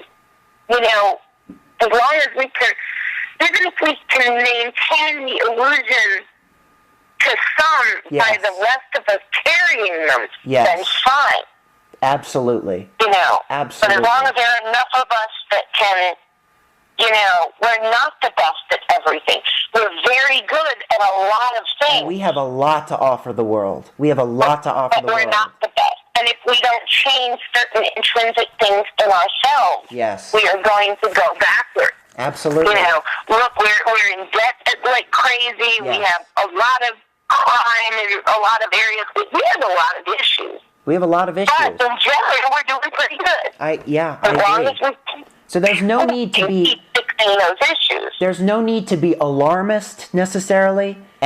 Military entrance into Afghanistan and staying there, but also Iraq and involvement in Syria as well as Libya. I think each one of those interventions speeds up the rate of national decline. Absolutely. Because it sucks our resources. Because the more effort we put into another country, the less effort we're putting into ourselves. Exactly. And you mentioned the deficit. Where is the money coming from? And it's very expensive. I don't know the average cost of overthrowing a government, but it's not cheap. No. I don't know. It is definitely not cheap. So on the one hand, Jeb Bush is peddling unreality, but he is about the best that we're going to get in terms of this narrative. Because if he were any more realistic about this, then realistically speaking, the Republican Party would totally disavow him. Yeah. And, the problem is, it doesn't matter who the president is, it's not going to fix things, because we have a two-party system and each side wants to be the best. Yeah, and the two-party system is anti-democratic. Right. What we need to do is have a group, what we need to do is have Republicans, Democrats sit down and say, look, let's not fight about this and who's right. Let's just try and fix things. Yes. Yeah. Yeah. I mean, we're able to do it on this show. Why can't they do it in Congress? They're fighting over you know, vote my way, vote my way, vote my way. You know, enough of this. It's all filibustering. It's all, you know, yeah. Nothing gets accomplished. And you in know what few days they actually do serve, they don't tend to accomplish much. And that type of my way or the highway type of politics, that's what George W. Bush embodied. So only if Jeb is able to disavow his identity and his public image from that will he be able to be elected. Because if he can't, he will not. Right. Absolutely. The speech goes, so that may be the make or break issue for him, is not even himself, it's his association with his brother in the past. Right. So his speech goes on to say, you know, families matter. We need to look ourselves in the mirror and say, this is the most powerful entity in life, referring to America. I do see, not in gray, but in black and white, much more than I used to. That is what politics is about in the next election cycle. So that's exactly the opposite of the advice that I would give him, because that is exactly what we just talked about, the kind of non-productive, we're the best in the world, let's look ourselves in the mirrors, give ourselves a pat on the back. At the same time, it's true. I mean, in politics, we do see things as black and white, and he's white, we do see it that way. But I think it's unfortunate. Okay, once you understand that you see it that way, it's true, we see it that way. Yes. Maybe he can say, yes, we do see it that way, let's change it. Yeah, now, that would be a platform. That would be a platform, and I think it would be a strong platform. However, what he is saying is not only, you know, acknowledging the reality, but he's saying that he himself sees more in black and white now that he's older, and that's troubling. But that's exactly the opposite of the perspective that we need. Do you see, is Jeb Bush someone you would consider voting for? I need to learn a little more about him, but from the little I do know, absolutely. I mean, he's one of the few people who, besides Marco Rubio and Ted Cruz, who's actually, you know, getting some of their ideas out there. Yeah. So let's move on to our last topic. Okay. Our last topic is, let's look at who has declared their candidacies, because some people have, believe it or not. The election is in November 2016. Some people have declared in July of 2013. I'm not making this up. And then other people who have hinted, and we'll discuss kind of who we think can be, you know, who may be successful, and then our dream tickets. So in terms of declared people, there's really only two. I don't know. Do you know who Adam Kokesh is? I'm not sure. He is a pro-gun rights activist who really only gained notoriety and started appearing on the news in the wake of the Sandy Hook shooting. So he has declared that he will run. But also Terry Jones, the pastor who who put on Burn a Quran Day and gained international notoriety for 15 seconds. You know, he's running for president. It's too early to say they're running. This is just nuts. Well, I mean, I'm telling you that they've declared. They've declared. But I think Terry Jones. Do you think you know all about his little burn the Quran thing, right? No. So back in 2011 or 12, this guy announced that he would celebrate Christmas by burning a Quran, and then everybody from right to left said, "Oh my God, do not do that." Because number one, that's terrible. Number two, there's going to be reprisal attacks on our troops in the Middle East. And so eventually he was able to, I believe he did not go forward with this.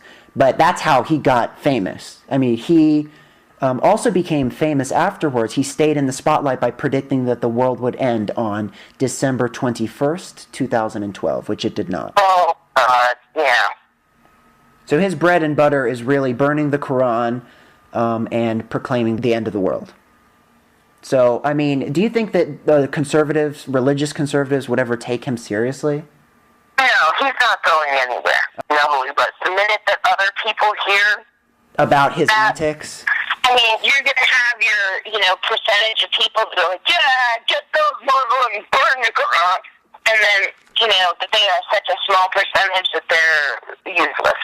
Yeah, and I think that there is anti-Muslim bias, but I don't think that even the people who are moderately biased against Islam would support Terry Jones because he's just so abrasive, and just he's a joke. And like you said, like so many people we've talked about on this, podcast in its short life, we've talked about a lot of substantive issues, but we've also talked a lot about these people who have their 15 minutes of fame. And he is one of them. That is the only reason. He's not even going to have 15 minutes. He's more like a fiver. I mean, he's done. He's done. And I think, now that, you've kind of opened my eyes more to this where I can detect this, I think this is his bid to stay in the spotlight. He's going to use the election cycle. Yeah. But he's not even going to make it, anywhere close to 2016. You don't think so? No. He'll be burned out before the end of this year. Yeah, and I don't see, unless there's there's no way. But that's what's disgusting. Look, it's middle of 2013, and the election is November of 2016, and these idiots are very I know, but you know what, these are, the people who are declaring this early, they're just the attention seekers. And the people that are declaring this early are the ones who are going to be gone. Yeah, they're going to be gone just as quick. So let's talk about, in terms of more what we could call more serious candidates. I don't like that phrase, but more serious than Terry Jones. That people who have either have hinted that they would like to, or candidates with more potential. More potential. So these people have either hinted that they wanted to, or their movements to draft them, or it's just suspected that they might. So on the Democratic side, so let's talk about Democrats first. Howard Dean, Hillary Clinton, John Kerry, and Elizabeth Warren. Who was the other? Who was the one in the middle? I'm sorry, I was too busy ranting on Dean. Well, let's take it one by one. Howard Dean. Yeah, that's all I have to say. Oh, that's not even substantive, though. But you know what? That's what cost him last time. Yeah, but that's stupid. I mean, if that's... It doesn't matter. The fact is, if he was as close as he was, and it cost him that last time... I have more faith in the American people that they will not... It cost him the whole thing last time. But that was 2000... The minute that happened, his ratings went into the toilet. But that was 2004. I don't think so. I think Howard Dean is an excellent candidate. I will do anything I can to support his candidacy. I like him. I mean, I think he's a genuine, nice guy that I would go to bat for. But I want to think better of the American people, that they would just hear like this screech and then not want to vote for someone. I mean, George Bush has said some stupid-ass things, but he got elected to president twice. Well, yeah. I mean, I'm telling you now, I would really love to see Howard Dean, but I think it's going to be a challenge to defeat the juggernaut that is bringing us to our next possibility, Hillary Clinton. There seems to be a lot of building support for her already. I don't like her. I never liked her, and I hope to God she goes away. I mean, it's starting to seem, maybe it's too soon, but it's starting, maybe this is just me being duped by the media, but I think the evidence is starting to say it's kind of an inevitability that Hillary will run. Of course it is. Yeah, I mean, so what exactly are your qualms about Hillary? First of all, I have a qualm with the fact that she stayed by Bill. Well, first time you lied, one thing. That's Second time you lied. The third time you lied, makes you look like an idiot. But that's not political, really though. Does. But in terms of policy. Something I can't put my finger on. Like a bad vibe, bad juju, I guess. Yeah. But I think there, and I respect that, and I get it. Because I get bad, vibes from Mitt Romney, but I need more, right. You need more reasons. I need to look more into her voting record. Yes. I know what that's. A lot of grist for the mill here. So either we're going to get some fodder to change our ideas and some reasons to change our ideas about Hillary, or to reinforce this feeling, fairly soon. Yeah. I'm going to say that Hillary Clinton is the definition of the corporate Democratic insider. She is the establishment. And so on a... I mean, she's been power hungry from the beginning. The only reason she married Bill Clinton was for power. I mean, she's too hungry for it. Maybe that's what it is. She wants it too badly. And I don't know. I'm torn because for a lot of people, when Hillary Clinton is brought up, you hear a lot of hate in their voice. And I'm concerned about where exactly that is coming from. But on the other hand, there are very justifiable critiques of Hillary Clinton, but I think a lot of it is not substantive. It's not based on policy. And I've heard a lot of people just call her, pardon this, but they call her, or they try to characterize her as an ice queen or a cold bitch.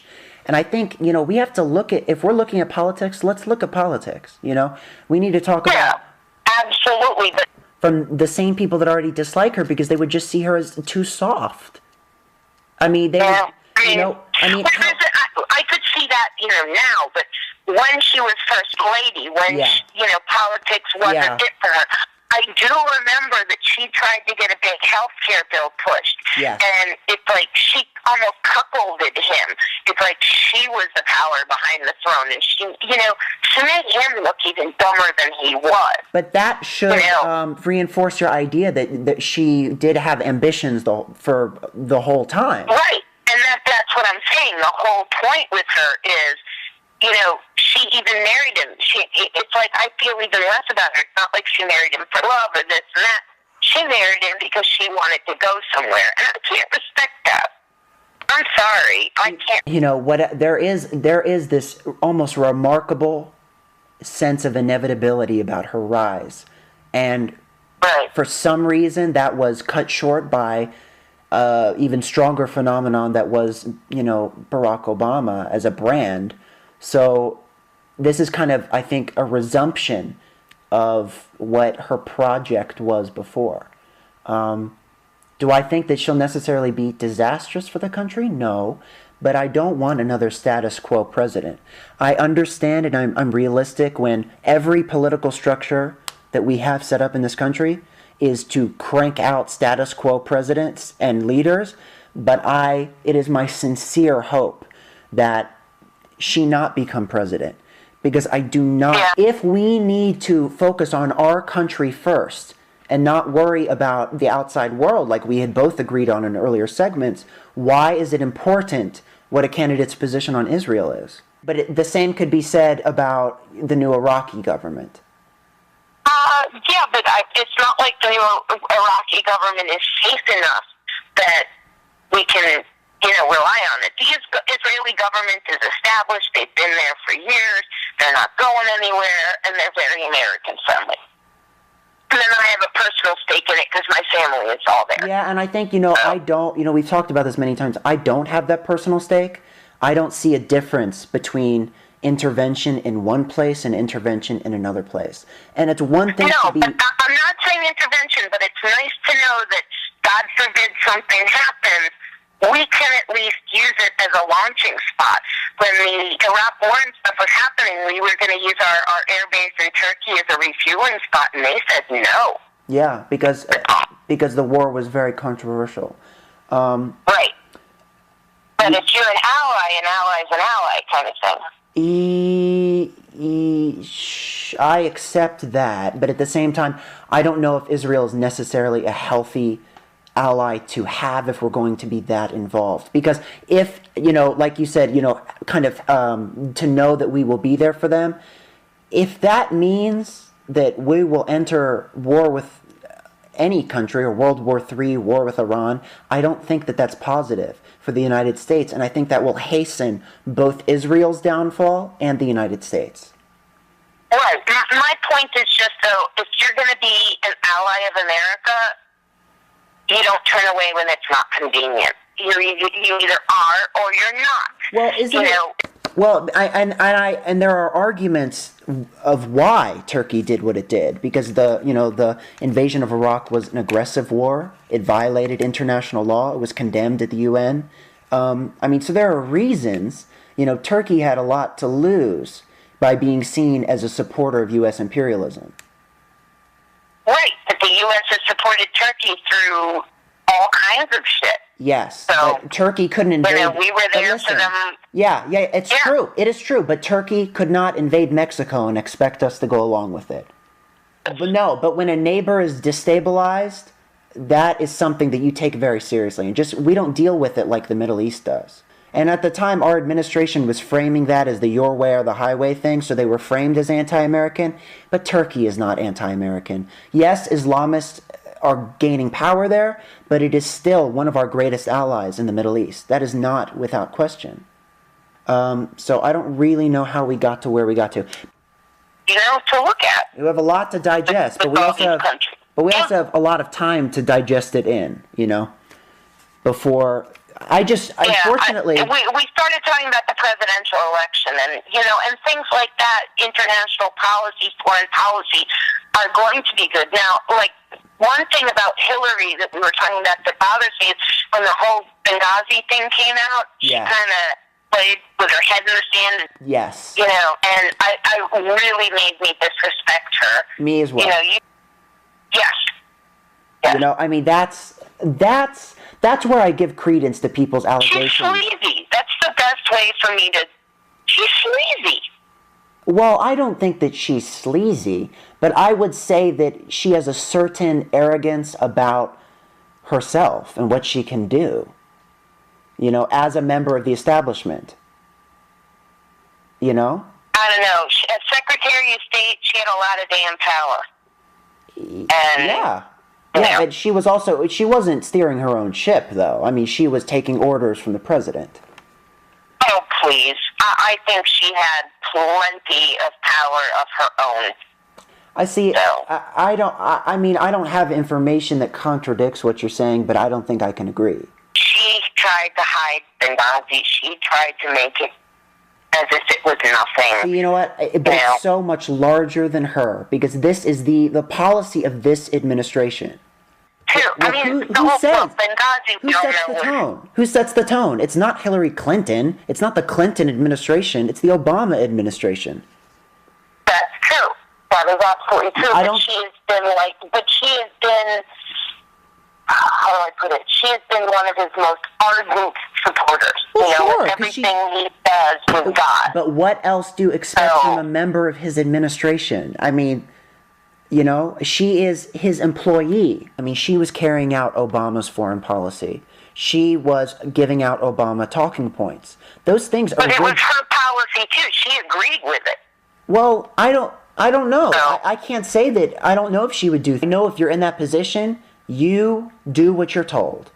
But that is the definition of what it means to be a member of an administration. You don't hear members of an administration going rogue, or else they're not members of an administration for long. Well, what else? I mean, Jay Carney has to feign enthusiasm. He's the press secretary. I mean, I just don't... I've never... But I have... Well, not frustrated with Barack Obama, though. Frustrated maybe with the questions that the press is giving him.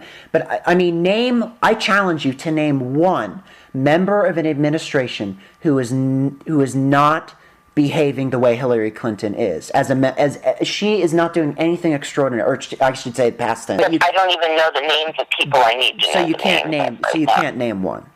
No, because you don't have opinions of your own anymore. She was a shill for him. Short end of the stick is, I don't think either of us would support Hillary Clinton for the presidency. No, I definitely would not. Moving on. What about John Kerry, her replacement as Secretary of State?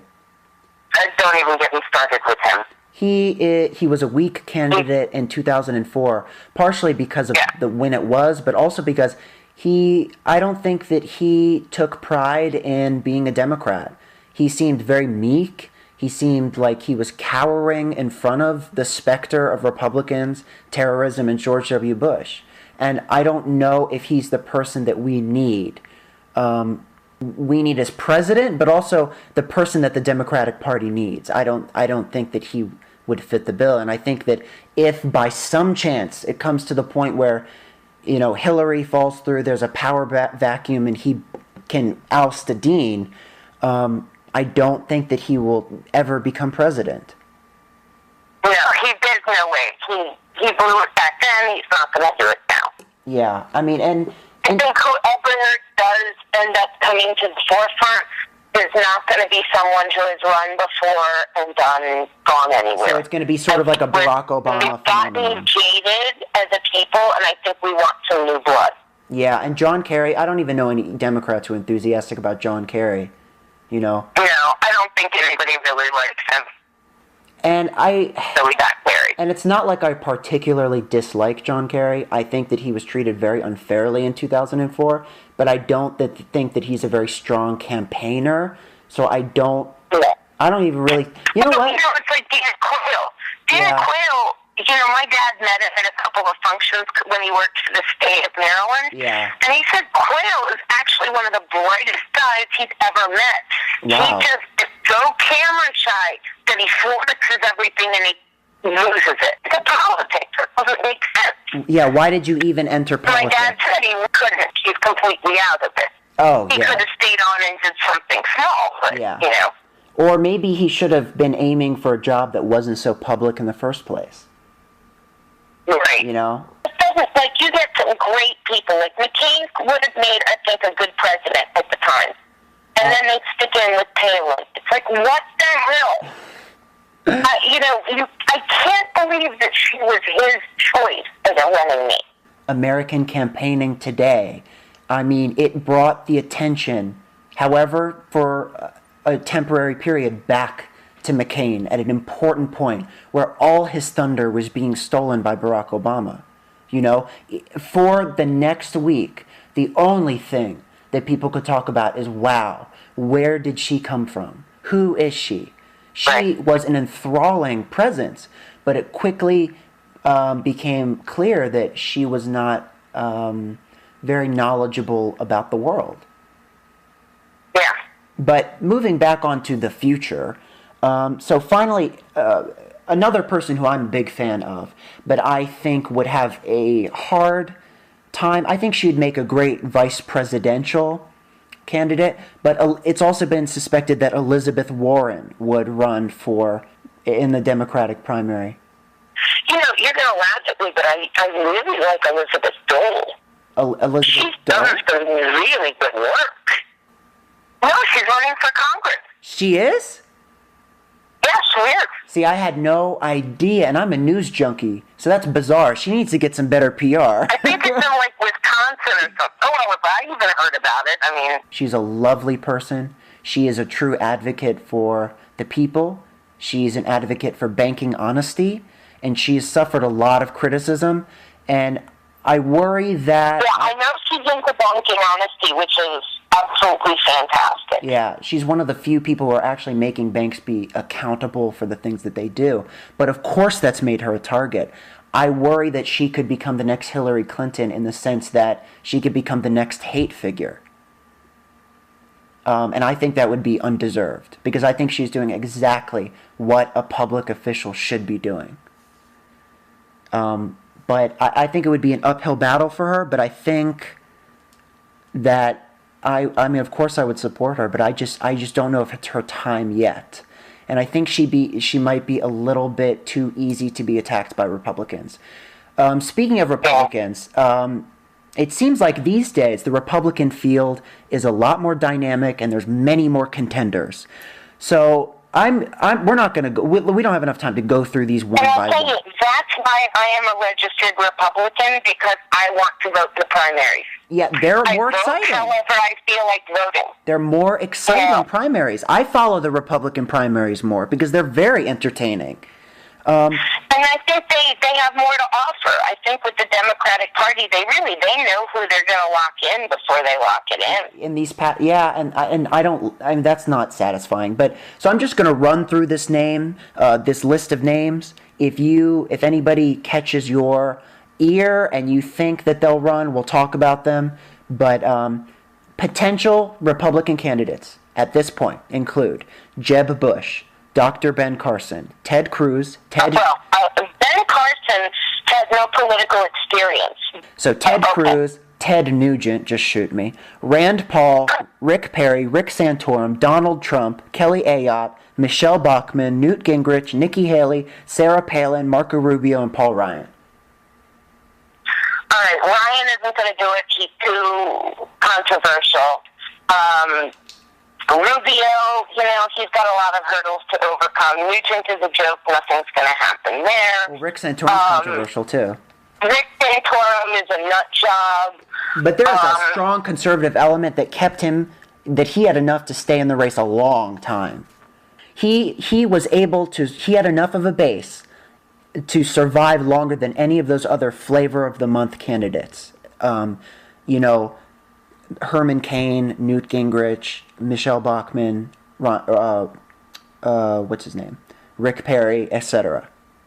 He was the one who stuck it out to the end. If Jeb Bush becomes a front runner, which it looks like he has a good chance of, Rick Santorum will easily find his niche yet again, because he can position himself the same way that he did in 2012, which is, this guy is not a real conservative. I'm a real conservative.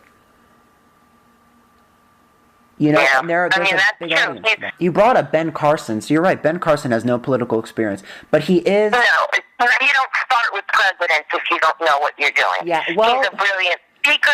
He's an amazing surgeon, but you don't start at the top. You start at the bottom, and you work your way up. Yeah, and he's angling himself to become president, and what he's trying to fluff his resume with is he has a new job as a Fox News contributor. Does that qualify as... I could be a newscaster. I can go get up in the morning and read all the news things and be a contributor. Does that make me qualified to lead the country? Yeah. Of course it does, Annika.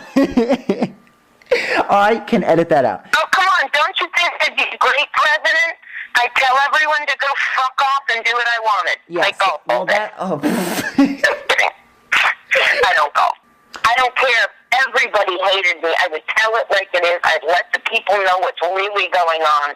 Probably be assassinated in 5 minutes. People don't, I hate to break it to you, but in the American political system, people don't get very far with that strategy. I know. You have to do this complicated, facetious dance on the one hand of saying America is the best country of the world and we have the right to own the world, but at the same time scare enough people to make them think that they need you. It would be wouldn't it be amazing if we could actually have someone, like a real person that's not from the same area, you know what I mean? Yeah. Someone that's a real human being, that's not from the elite, that's got no money, doesn't have all this family money, whatever, come out and say, look, here's the problem. We all have to take our own accountability. We all have to do, X, Y, Z to make things happen. Who's with me? Well, Who's you know willing what? to take that leap? That was how the Tea Party presented itself in 2009. So let's talk about the Tea Party candidates. On this list, Ted Cruz, Donald Trump, Kelly Ayotte, Michelle Bachmann, and Sarah Palin, and Nikki Haley. Michelle Bachmann's a nut job. Come on, so is Taylor. Taylor's a moron. I can see Russia from my backyard. That's like me saying I can see California from mine. Well, do you think that any of these Tea Party candidates or the Tea Party will present itself as a force with power in the upcoming election cycle in the Republican Party? I think it's all going to depend on who some of the other people are going to be, what platform they choose. It's too early to say. Yeah, it is too early to say. There are some people, before the Tea Party went a little crazy, there are some people, in the beginning, I really liked a lot of what they had to say. Yeah. Well, that was a reaction that a lot of people had early on. Yeah. But then sort of the Tea Party... But I think we need to have a third political party called the Republicrats. The last thing that we need is a mixture of what we already have. You've got Republicans and Democrats, and there's all your money. And everybody else gets left out in the cold. Correct. I would love to see a complete revamp of the system. Yes. I would love to see, okay, you get 6 months to campaign, that's it. Yes. Everybody the government gives you $1 million a piece. That's it. You can buy one TV ad, or you can buy flyers. You cannot raise money on your own. You cannot do any of that because that's pandering, that's lobbying, and then they control you. They give you money, they control you. None of that. It is. Taxpayers give you X amount of money. That's it. You have 6 months. That's it. Make it count. And that way people have a nice, equal playing ground. I completely agree with you. And this is, and this may seem an extreme statement to some people, but I truly believe this, and I have truly believed this for years. Nothing will change in this system. The status quo will remain, and national decline will follow unless one of two things takes place. The system is itself able to work out the issue of money and politics, or there's a revolution. Besides that, there will be no change. What you are detailing needs to happen if American democracy will outlive this next century. Yeah. You know, because unfortunately, but the law is not on our side. I mean, the Supreme Court of the United States has declared that it is a constitutional law that money equals speech in this country. We are up against so much. We are up against the almighty power of the U.S. dollar. Yeah, the government may be broke, but who's not broke? The real movers and shakers of are their campaign contributors are not broke. Right, and the thing is, if let's say you're a super group, and you give $10 million to a candidate. Yeah, you don't have to disclose that anymore. Okay. All right. Don't you think that you're going to expect that candidate to scratch your back? Oh, that's the whole what the entire system is predicated on. Exactly. That's why we have, people ask why we have what we have. That's why. Because your candidates are not beholden to you. They're beholden by the people who paid them when they needed money to get into office.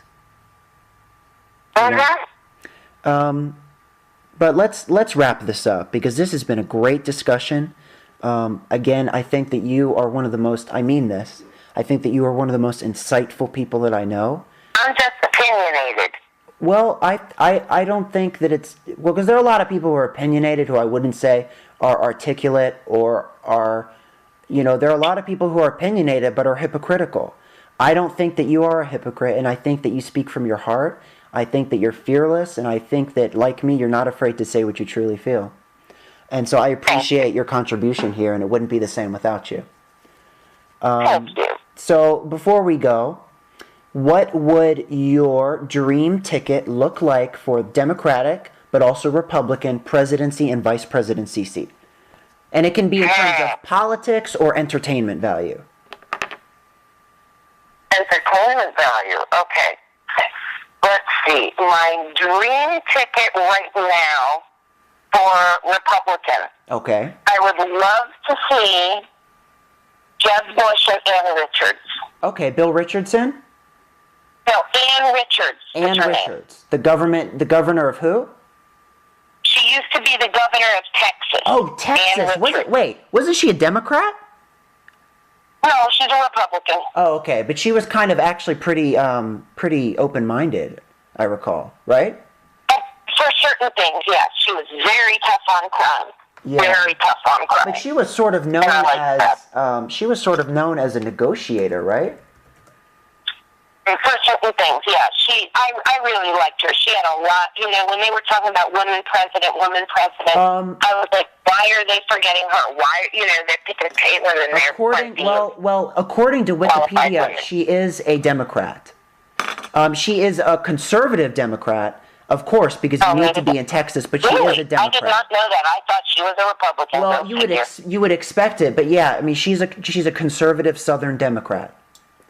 Okay, I like her. Yeah, so, I mean, but, it's not impossible to have that cross-party ticket. That's true. So that would be ideal, I think. So you would like to see Jeb Bush. Would be absolutely ideal of what this country needs. And, yeah, I agree. A kind of national reconciliation ticket would be really nice. because that's what we need after 9/11, the war on terror, the war in Iraq, the economic crisis, and the Tea Party. That's what we need. But so in review, so you would say your dream Republican ticket would be Jeb Bush and Ann Richards. Well, you know what? Let's call it a dream ticket since it is a crossover. Yeah. So you don't even need a Democratic dream ticket either. So for me, what I would say, I would. If you give me more time to prepare, like next time you have me, I can give you, a dream team ticket for both. Okay. How does that sound? Okay. And you know what? And more information is going to be available to us, as according to C-SPAN, the road to the White House has already begun. So there's going to be more and more speeches by year's end. So. Yeah, and you know what's really, really sad is that the people that are in Congress now are going to be taking time off. They only served 153 days last year, They all have jobs. and they're going to take time off. Senators and congressmen that are in Congress now, they only worked 153 days last year. Yeah, that was it. This is even more of a distraction for them. I mean, talk about people who are currently in Congress. Elizabeth Warren, we have Rand Paul, we have Michelle Bachmann, we have and Paul Ryan. So at least those people would be distracted from Congress, which already has a dismal record of actually progressing and keeping its people occupied. Yeah. But I don't know. I mean, this election cycle, it is speeding up and it's enlarging and it's becoming more dramatic. And whether that's for good or that's bad, that's for bad. That is what it is. So we'll wrap up with my dream ticket. In terms, again, like I said, for Democratic Party, I'm not a Democrat. I'm a member of the Green Party. So unless Howard Dean is the nominee for the Democrats, I'm not going to vote for the Democrat, to be honest. But I am passionate about Howard Dean. And I would love to see him teamed up with Elizabeth Warren. And then on the Republican side, I'm not going to find anybody who necessarily I find ideologically satisfying. I will tell you, I would not want Ted Nugent or Donald Trump to be part of it at all. Be realistic. Ted Nugent isn't going anywhere. But people like Ted Nugent, though. There's a segment that finds him a very rough and tumble, kind of no BS kind of guy. Yeah, but he's not politically. People know that, they like him for entertainment, but he's not. Yeah, so he'd play on Fox News, but he's not going to play at the ballot box. Exactly. Okay, I get that. So for my Republican dream ticket, I would love to see a Michelle Bachmann, Sarah Palin ticket. Because Why would you want Sarah Palin? Well, let me explain myself. I find both of them highly entertaining, highly fascinating women. I don't agree with them politically on pretty much anything, but I just am so fascinated by them. I can't really explain it. I think they are, I think they're just so different from me, and they see the world so differently that I can't help but look at what they say. Political side, let me ask you this. If my dream ticket came to fruition, would those people be elected into the White House? No. Oh, okay, I see what you're saying. If I felt ticket as something that potentially might happen. If I felt seriously threatened that either one of them would actually make it into government, I don't think I would want them to run. But I think that they would be very interesting and very entertaining on the campaign trail. So that's why they would be my dream ticket. And then, in the 2012 election, I voted for Dr. Jill Stein, who was the Green Party's nominee, and I would love to see her run again. But I would also, now that I'm kind of have my own platform this time around, I'm going to make sure I do my best to let the American people know that there are more than just two options, that you have a choice. You may feel like feel like you're disempowered and people bully you and, give you criticism and say you're not being realistic. No. The essence of democracy is doing what is not popular because you believe it's the right thing. And we're going to end on that note. So, Annika, remind people, if they would like to contact you, how they should do so. It's WOLSYNE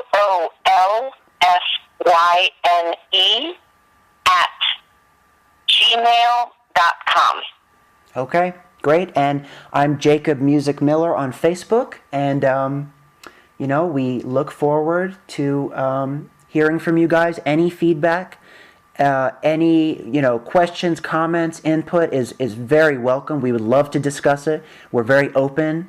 And unless you're in Germany, because my podcast was banned there. But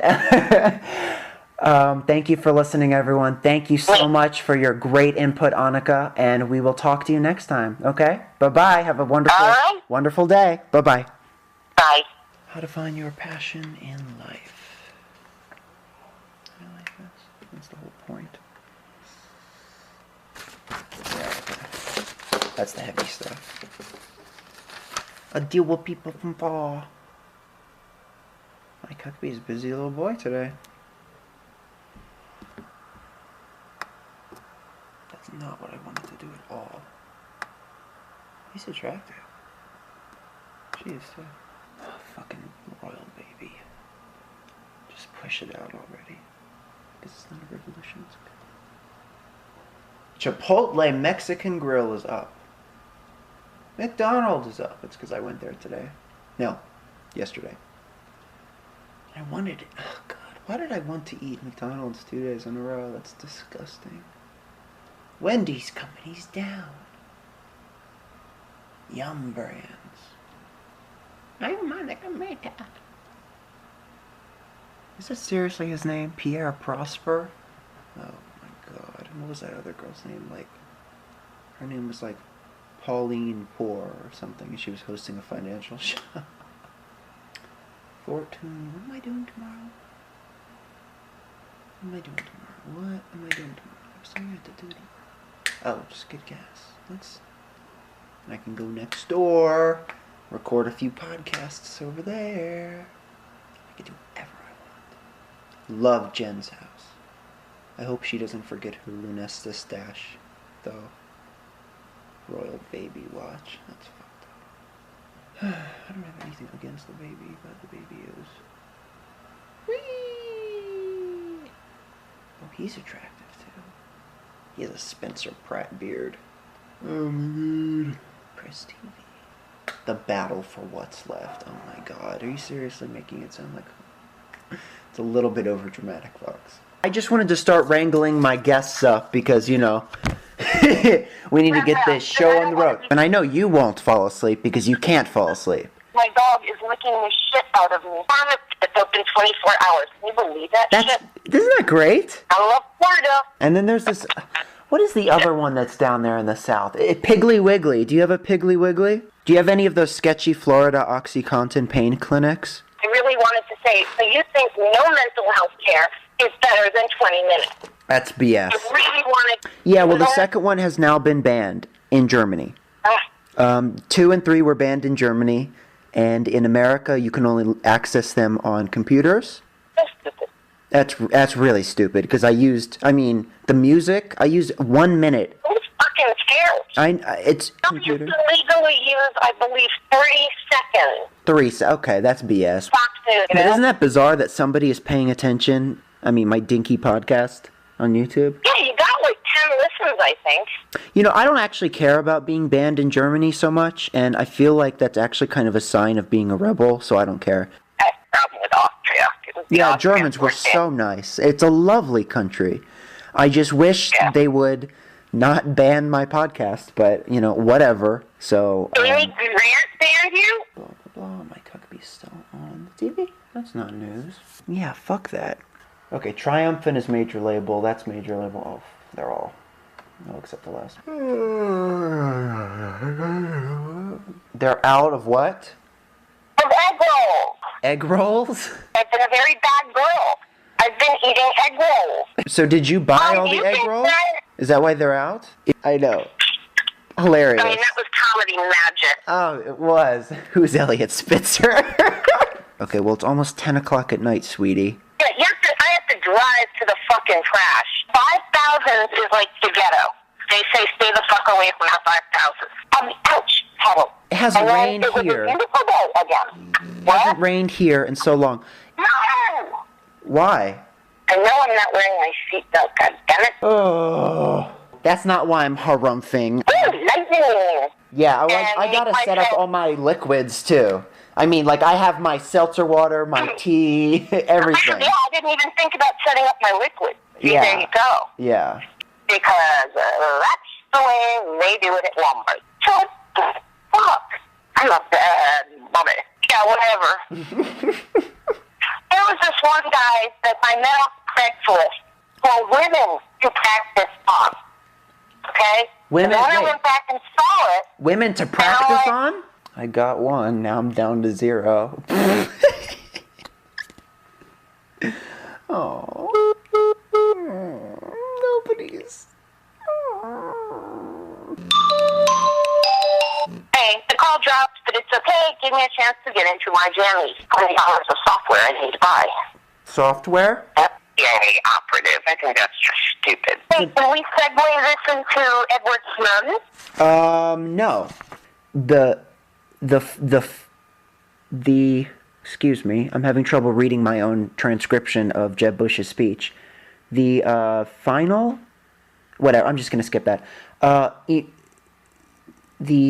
on, the final, the crucial, excuse me, the crucial way